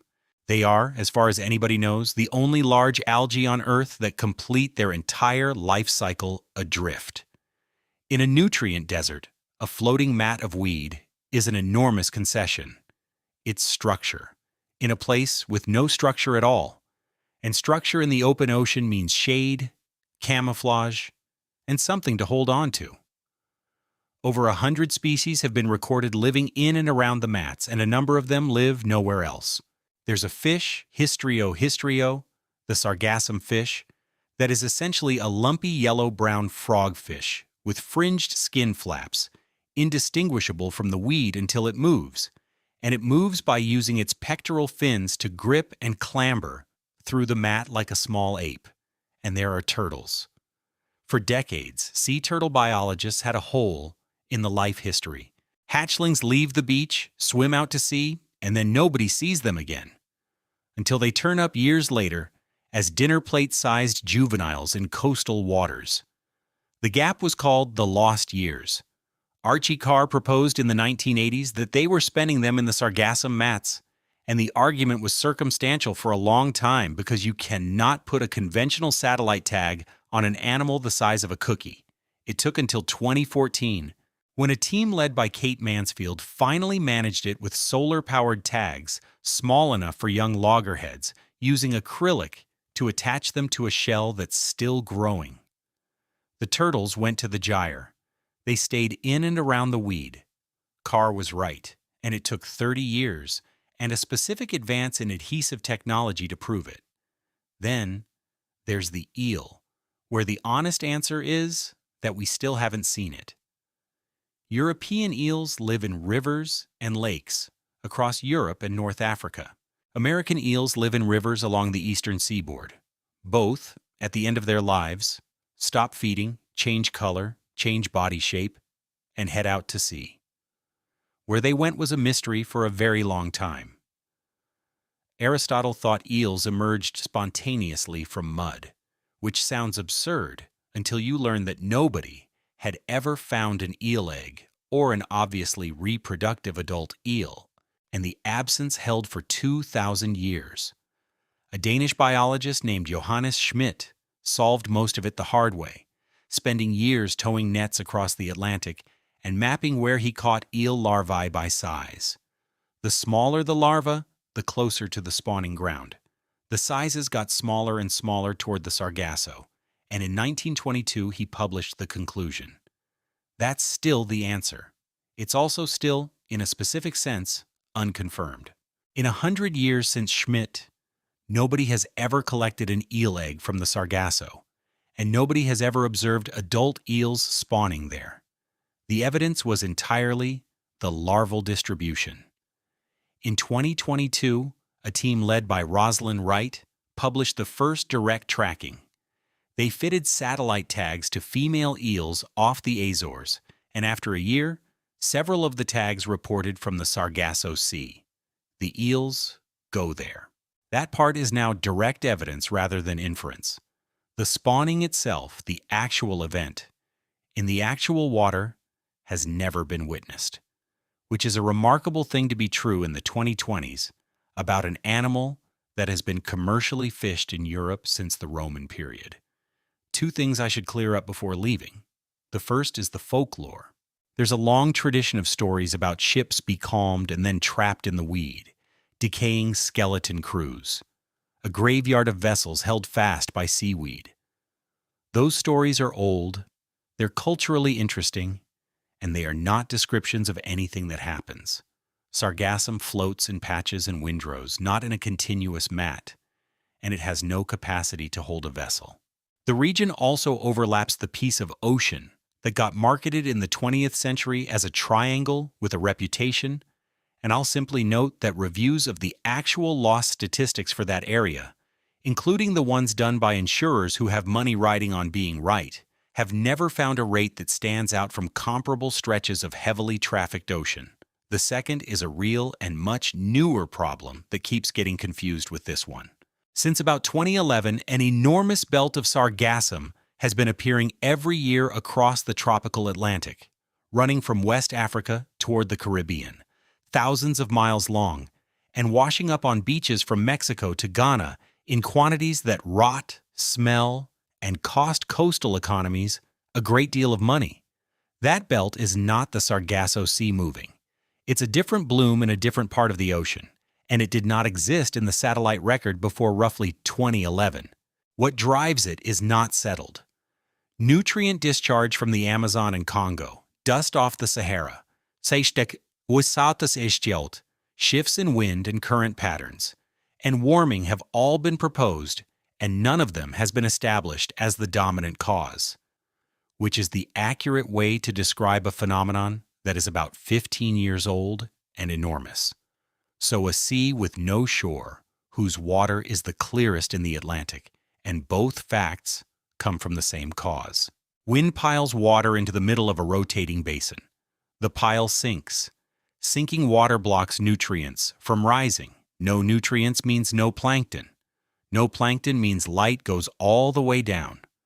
The clarity people cross oceans to see is a starvation signal, which is a good place to stand before the next one, because the Sargasso is what happens when the water is too clean.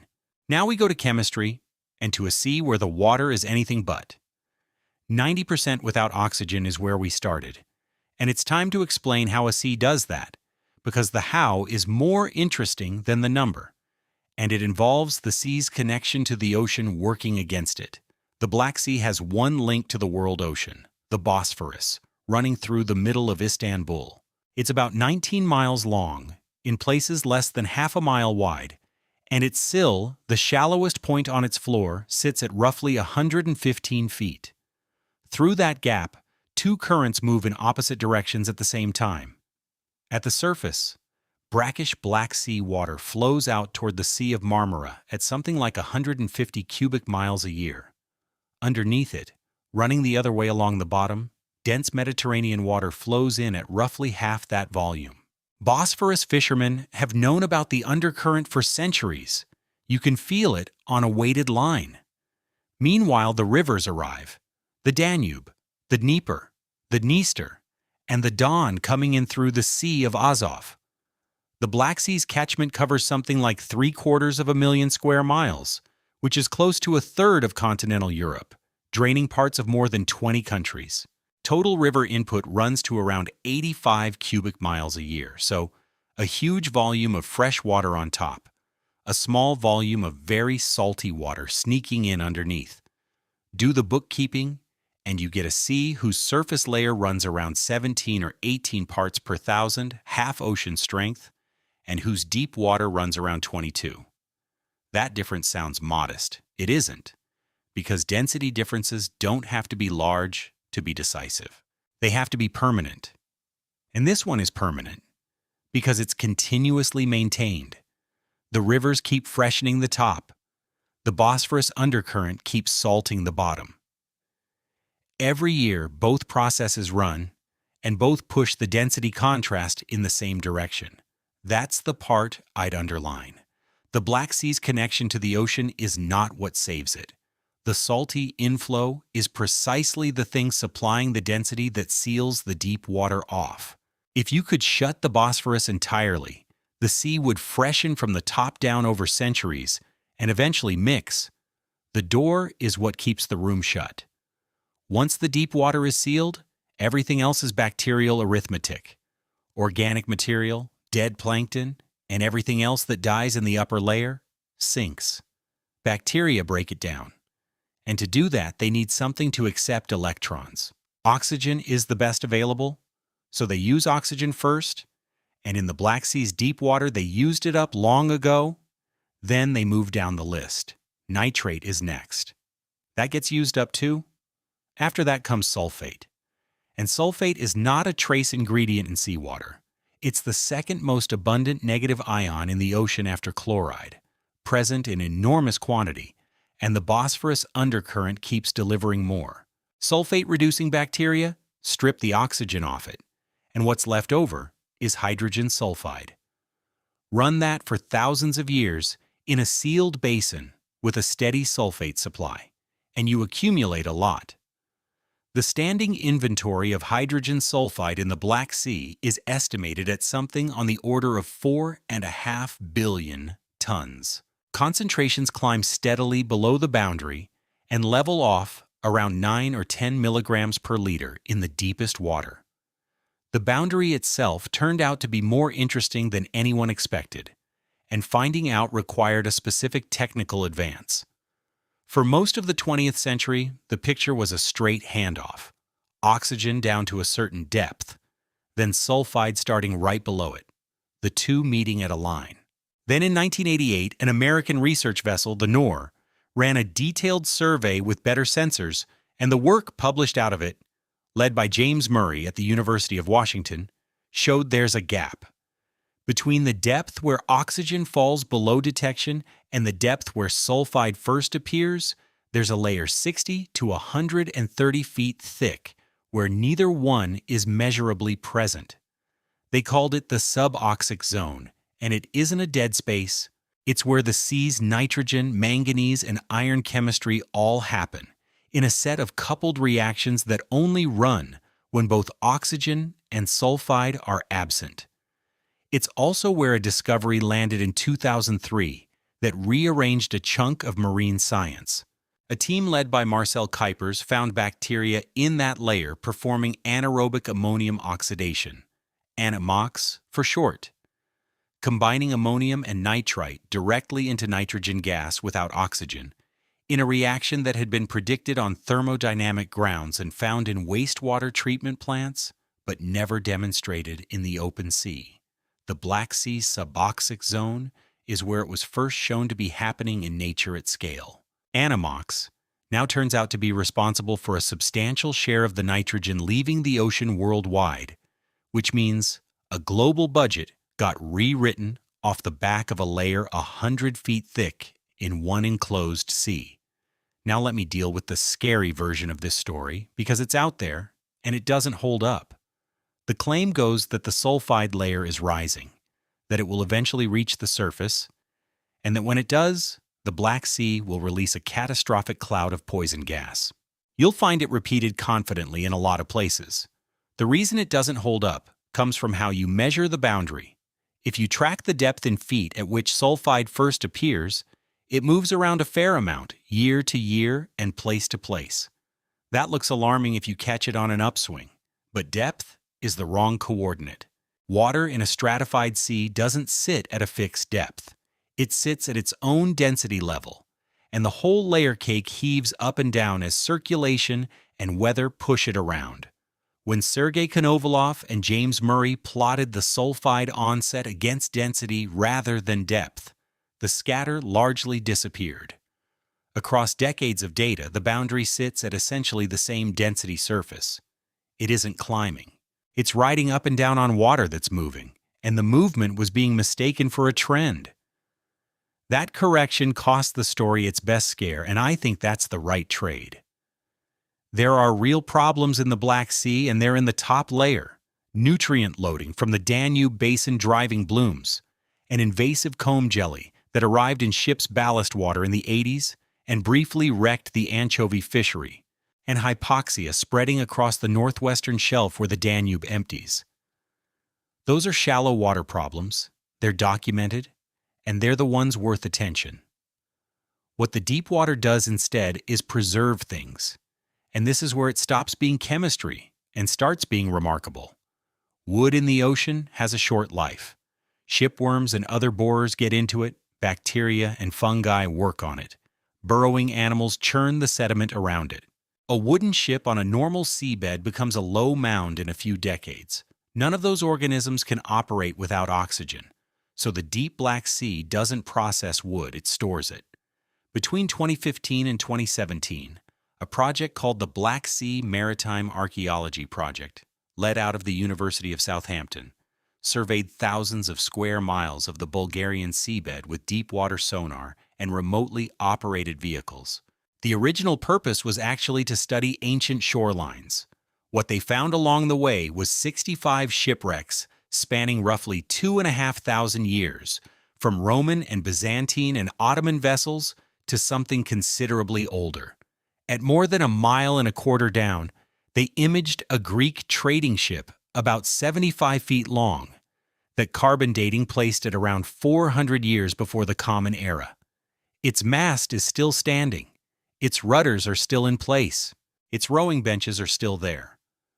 John Adams, the archaeologist co-leading the project, said afterward that a ship surviving intact from the classical world in over 1 mile of water was something he'd never have believed possible. There's a detail about that wreck I find hard to shake. The type of vessel it is, with that particular hull and mast arrangement, had been known only from pictures, specifically from a piece of Greek pottery in the British Museum, the Siren Vase, painted around the same period, which shows Odysseus lashed to the mast of exactly this kind of ship.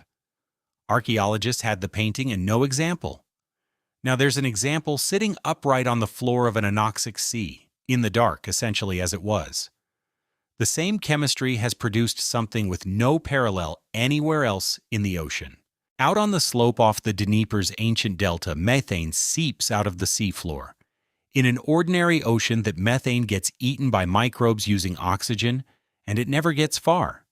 Here, consortia of archaea and bacteria oxidize methane using sulfate instead, and a byproduct of that reaction is carbonate, which precipitates.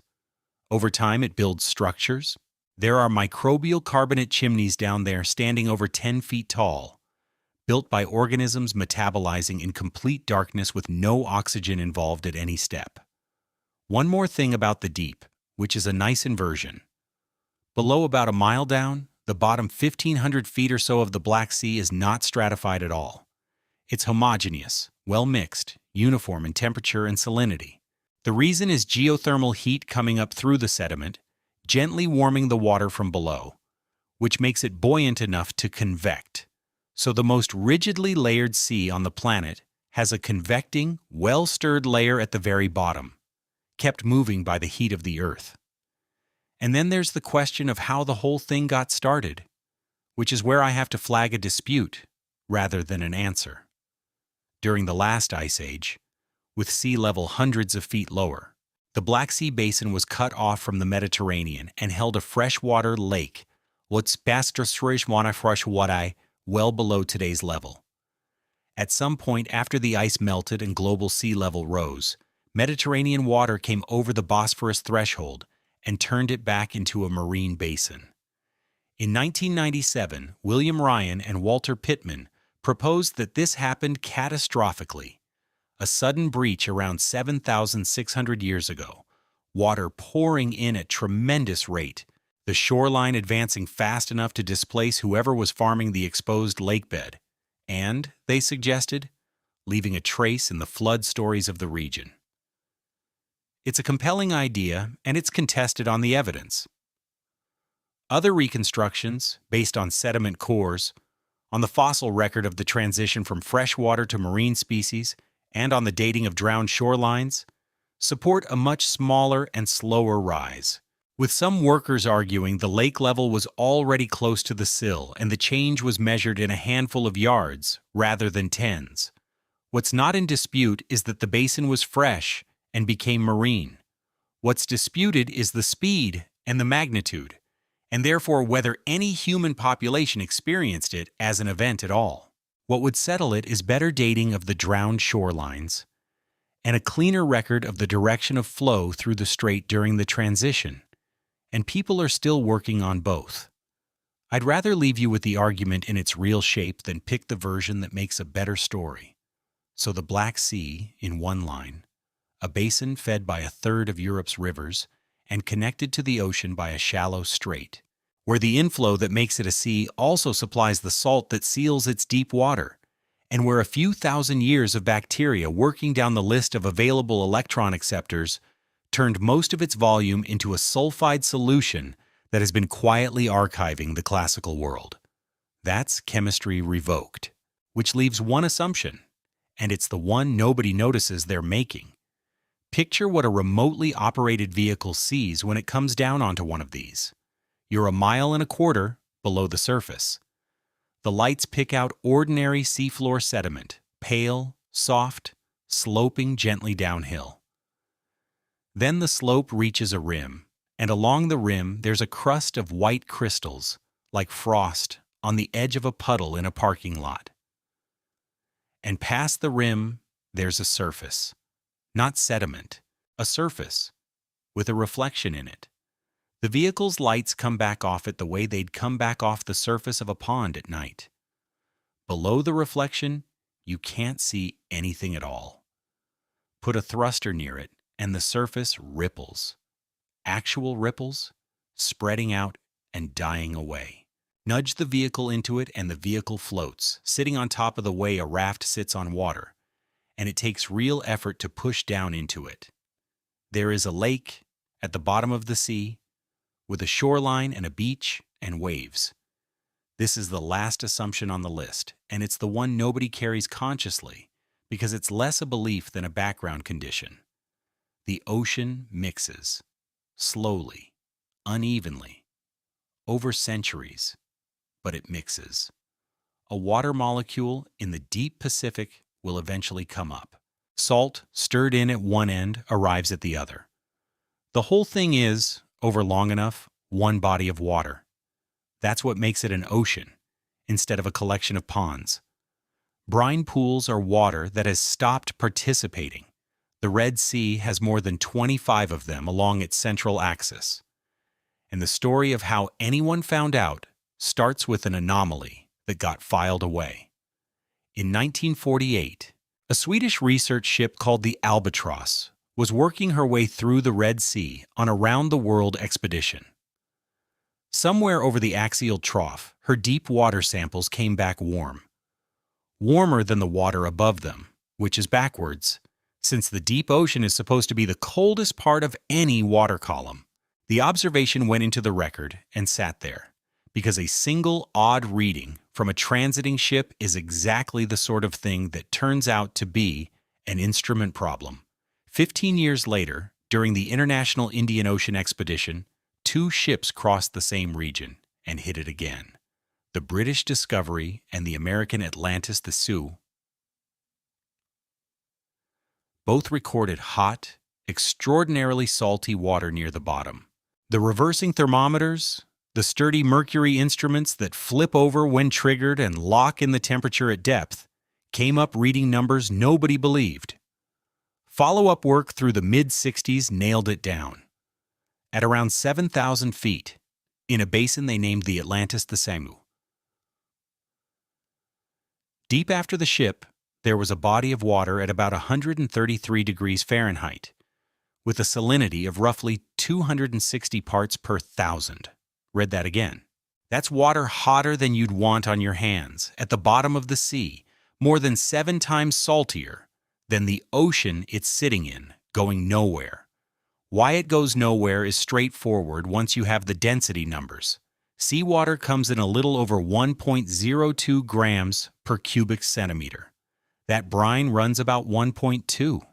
In terms of buoyancy, the difference between the two is not a subtle gradient a current can erode. It's a wall. For the brine to mix upward into the seawater, energy has to lift dense fluid against gravity. Ocean turbulence has energy, but not that much. Not down there where there's no wind and no surface waves and the currents are slow. So the interface holds. Molecular diffusion still crosses it because you can't stop molecules from wandering. But molecular diffusion without turbulence to help it is glacially slow. On any timescale that matters, the pool is a closed body of water with the ocean sitting on top of it as its atmosphere. The interface is so sharp that ships can see it with sound. A vessel running an echo sounder over the Atlantis to Deep gets a return from the brine surface because the density change reflects acoustic energy the way a real seafloor does. Then, deeper, a second return from the actual bottom. Survey crews have been picking up false seafloors over these basins since the 60s, and it's now a standard way to map them. You find the shape of the lake by bouncing sound off its surface. Where does that much salt come from? The answer is geological, and it's the reason the Red Sea specifically is full of these things. The Red Sea is a young ocean, and I mean that technically. Arabia is pulling away from Africa along a spreading center that runs up the middle of it, opening at something like half an inch a year. Give it enough time, and it becomes a full ocean basin. Right now it's an ocean in its adolescence. Before it opened enough to stay connected to the Indian Ocean, the basin repeatedly filled and evaporated. Each cycle laid down salt, thick beds of it, hundreds of feet, deposited during the Miocene, and now buried in the sediments along the flanks of the rift. So today you have a working spreading center, with hot young crust and hydrothermal circulation, driving seawater down through cracks in a basin, whose flanks are made partly of buried salt. The water dissolves the salt on its way through, gets heated by the crust, and comes back out into the deeps as hot, hypersaline, oxygen-free, metal-loaded brine. It's denser than anything around it, so it collects in the low points and stays. The structure inside the pool is where the physics gets pretty. The Atlantis too. Deep isn't one uniform body, it's stacked. Lower a probe through it, and the temperature and salinity don't climb smoothly. They go flat, then jump, then flat, then jump.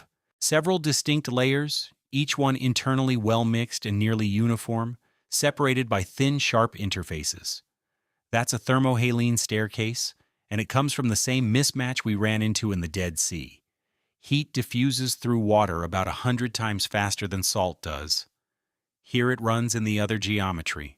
Hot, salty water underneath, cooler, fresher water on top, is a stable arrangement by density, but an unstable one by diffusion, because heat leaks upward faster than salt can follow. The result is a set of convecting layers that organize themselves into a staircase and hold that structure for decades. Same two diffusion rates, different stacking order, completely different structure. The pool has also been getting hotter, and this is measured rather than inferred, because people keep going back. In the mid-60s, the Atlantium Deep's lower brine was around 133 degrees Fahrenheit. By 2008, it was up around 155. All the convective layers warmed together, at close to the same rate over about 4 decades. That's a substantial change in a body of water the size of a small lake, sitting under more than a mile of ocean. What's driving it is where the honest uncertainty sits. Heat budget calculations from the same measurements suggest the hydrothermal heat input has actually declined over that period, which sounds contradictory until you remember that a pool's temperature reflects the balance between what comes in and what leaks out. And both terms are hard to pin down when you can only sample every decade or two. Whether the venting underneath is continuous or comes in pulses, where exactly the fluid enters, and how much of the warming is stored heat rather than current input are all still open. What nobody disputes is the temperature record itself, because it's a straightforward series of measurements taken the same way over 50 years. Now, what lives in this and what doesn't?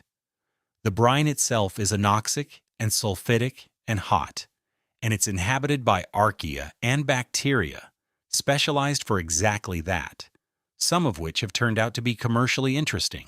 Enzymes that work at high temperature and high salt are useful in industry, and Red Sea brine pool organisms have been mined for them.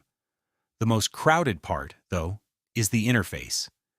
That thin boundary between brine and seawater has steep gradients in oxygen, temperature, salt, and sulfide packed into a few feet, and steep gradients are where energy is available.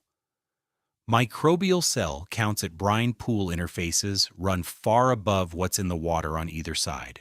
It's a two-dimensional habitat, a sheet of biology on the surface of a lake at the bottom of a sea. Above the interface, ordinary deep-sea animals live normally, and along the rim of the pool there's a hard edge to it, because an animal that drifts down into the brine doesn't come back. The combination of no oxygen, extreme salt, and, in the hot deeps, high temperature, is not survivable. Scavengers gather at the rims, which is a rational place for a scavenger to be. Footage from these pools shows a distinct band of activity around the shoreline for exactly that reason.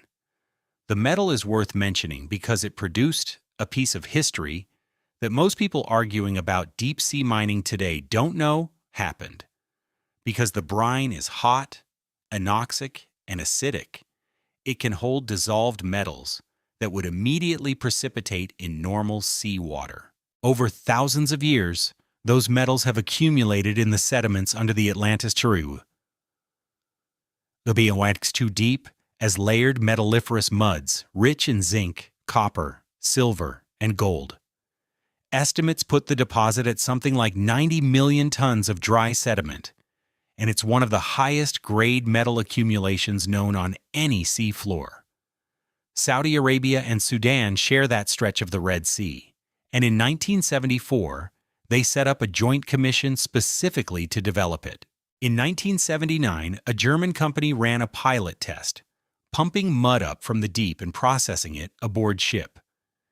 It worked, in the engineering sense. It was never turned into a commercial operation, mainly because metal prices didn't justify it, and the political situation didn't help. So the first serious attempt at deep-sea mining was conducted almost 50 years ago on a brine pool, and the reason it stopped was economics. That's a useful thing to know when the current debate is framed as entirely new. The newest find in all this is a small pool with an unusual talent. In 2022, A team led by Sam Purkis at the University of Miami, working from the research ship Ocean Explorer, found brine pools in the Gulf of Aqaba, the narrow northeastern arm of the Red Sea. That was a surprise on its own because every brine pool previously known in the Red Sea was out in the Central Basin. These sat at around 5,800 feet and, remarkably, only about 1.25 miles offshore. Their scientific value comes from the anoxia. On a normal seabed, worms and other burrowers constantly churn the top layer of sediment, which smears the record. Nothing burrows in a brine pool, so the sediment goes down in undisturbed layers, year after year, like tree rings. The team cored the main pool and read it. Inside those layers are coarse deposits that don't belong in quiet water, the signature of material dumped in suddenly. Some correspond to flash floods off the surrounding desert, which sounds unlikely in one of the driest places on Earth, and is exactly why it matters, because rare catastrophic rainfall in an arid region is hard to reconstruct any other way. Others correspond to seismic events on the fault system that runs up that gulf and continues north into the Levant. The record they pulled covers at least 1,200 years. In a region where earthquake recurrence intervals are long, where the historical record is patchy, and where enormous amounts of new construction are going up along that coastline, a natural archive of when the ground last shook is not an academic curiosity. So step back and look at what a brine pool actually is. It's seawater that entered a basin, dissolved a fossil salt deposit, and became so dense that it can no longer take part in the ocean it's sitting in. It has a surface you can see. It has a shore with salt crystallized along it. It has waves. It reflects sound like a floor and light like a mirror. It holds its own internal layering for decades. Things fall into it and stay. And it is inside the ocean, surrounded by ocean, with ordinary seawater directly above it, having quietly stopped being part of it. That's the definition finished. Not salinity, not temperature, not layering, not light, not chemistry. The last thing to go is the idea that the ocean is one thing at all. There's a temptation at the end of a list like this to file it under curiosities. 10 unusual rooms in a very large house, and the house itself is fine. I'd push back on that, and the reason is a story about a sensor. For most of the 20th century, oceanographers measured dissolved oxygen with a chemical method developed in the 1880s and later with electrode probes lowered on a wire. Both are good instruments, both have a floor, a concentration below which they can't tell you anything useful. There are regions of the ocean where oxygen gets very low. They're called oxygen minimum zones. They sit at mid-depths, and the biggest ones are in the eastern tropical Pacific, off Mexico and off Peru and Chile, and in the Arabian Sea. They form where a lot of organic material sinks out of productive surface water, and the water underneath is old and poorly ventilated. So the bacteria breaking that material down consume oxygen faster than circulation resupplies it. Same logic as the Baltic's deep basins, same logic as the Black Sea, running in the open ocean. For decades, casts through the cores of those zones came back with a small residual reading. Not much oxygen, but some, a little, consistently. That number mattered enormously because the chemistry of the ocean changes completely at zero. With a trace of oxygen present, one set of microbial processes runs.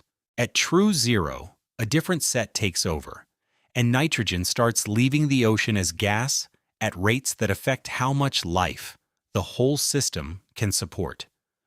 The residual reading said those zones were low and stressed and still fundamentally normal seawater. In the late 2000s, a group in Denmark led by Niels Peter Revsbeck built a different kind of probe. The trick in it is deceptively simple. The sensor can switch itself off in place, at depth, and measure its own signal with the oxygen path closed, then switch back on and measure again. The difference between the two is the real oxygen. Everything else is the instrument talking to itself. They called it the switchable trace oxygen sensor, and it lowered the detection limit by roughly a factor of 1,000. They took it to the eastern Pacific. Bo Tamdrup, Tagadalsgaard, and Revsbeck ran it through the core of the oxygen minimum zone off South America and published the result in 2012. There was no oxygen, not a little, below detection, and the detection limit was now a few billionths of a mole per liter, which is as close to nothing as anyone has been able to measure in seawater. And it wasn't a spot. It held across more than 600 miles of cruise track. The residual that everyone had been recording for decades was the instruments. The zones weren't low on oxygen. They were out. That's the finding that reframes this whole list for me. The condition that made the Black Sea famous, the thing a Russian crew stumbled into and couldn't quite believe, exists right now in the open Pacific Ocean, in a volume of water considerably larger than the Black Sea, with no strait, no sill, no lid, no enclosure of any kind, just circulation that's too slow and a rain of organic matter that's too heavy. And the total amount of oxygen in the world ocean has been declining. The best estimate, from a study that pulled together 50 years of measurements, puts the loss at around 2% globally between 1960 and 2010, with the low oxygen zones expanding faster than the average. Warmer water holds less dissolved gas, and warmer surface water is also lighter, which strengthens stratification, which slows the delivery of oxygen downward. Both effects push the same way. So here's the version of the word I'd hand back, and it's different from the one we started with. An ocean isn't a substance with fixed properties. It's a process. Salinity near 35, a temperature range you could describe in one sentence. Light at the top and dark below, oxygen all the way down, chemistry that's roughly the same in Tasmania and Newfoundland. None of that is a property water has. All of it is maintained continuously by circulation, by wind, by exchange with the atmosphere, by water sinking at high latitudes and coming back up somewhere else decades or centuries later. It's an active result, and it costs energy. Take the energy away, and you get the 10 places we just walked through. Close the door, and the salt runs off in one direction or the other. Take away the depth, and the temperature swings like a lake. Cut the ventilation, and the oxygen goes. Stop the upwelling, and the light goes all the way to the bottom, because there's nothing left alive to block it. Make the density contrast large enough, and the water simply resigns from the ocean it's sitting in. Every one of those is normal physics, with one input removed. That's what I meant at the start about nothing here defying logic. The strangeness was never in the water. It was in how much work the ordinary case takes and how little of that work we notice, which is why I want to leave you somewhere specific rather than with a conclusion. Off the coast of Peru, at dusk, something happens that happens across most of the world ocean. An enormous layer of animals rises. Lanternfish, shrimp, squid, jellies, hundreds of species. A sheet of biomass that ship sonars first mistook for the seafloor in the 1940s because it reflected sound so strongly and appeared to move. It comes up at nightfall to feed in the dark near the surface, and it goes back down at dawn to hide from anything that hunts by sight. It's the largest animal migration on the planet. It happens every single day, and almost nobody has seen it. Watch the sonar trace in the hours before sunrise off Peru, and you can see the layer start down. It sinks steadily, a broad band on the screen, hundreds of feet, 1,000. And then it stops. Not at the seafloor, which is thousands of feet further down. Not at a temperature line. It stops at a depth where the oxygen runs out, and it spreads out flat there and holds. A mile-wide ceiling made of nothing you could touch, and stays until evening. Off Peru, that ceiling is shallow because the oxygen minimum zone comes up high in the water column. In the middle of the Pacific, it's far deeper. The animals aren't choosing. They're stopping where the water stops being able to support them. And the shape of that surface, which moves and shoals and deepens, is drawn every night in living bodies. That line is the same line we've been looking at all the way through. A boundary in the water that nothing crosses. I'd like to know which of these you'd point a ship at, not idly. Pick one. Tell me what you'd measure and tell me why. Whether you'd take a sensor string down through a brine pool interface to catch it mixing, or sit on the Caspian's deep basin, waiting for a winter cold enough to flush it, or run the salt budget on a pond in Antarctica for 1 full year and settle an argument that's been going for a decade. The comments on this channel are usually sharper than the ones I get in person, and the argument about which of these questions actually gets answered next is a good argument to have. If you'd rather just tell me the one that got under your skin, that works too. A like on this does more work than it looks like it does for a subject this specific, and if you subscribe, the next one finds you instead of getting buried. Meanwhile, off Peru, the sun is going down. In an hour or so, that whole layer will start to lift off the ceiling. It's been pinned against all day. Hundreds of feet of animals rising through the dark toward water they can finally breathe in. And by first light, they'll be back down against it, waiting.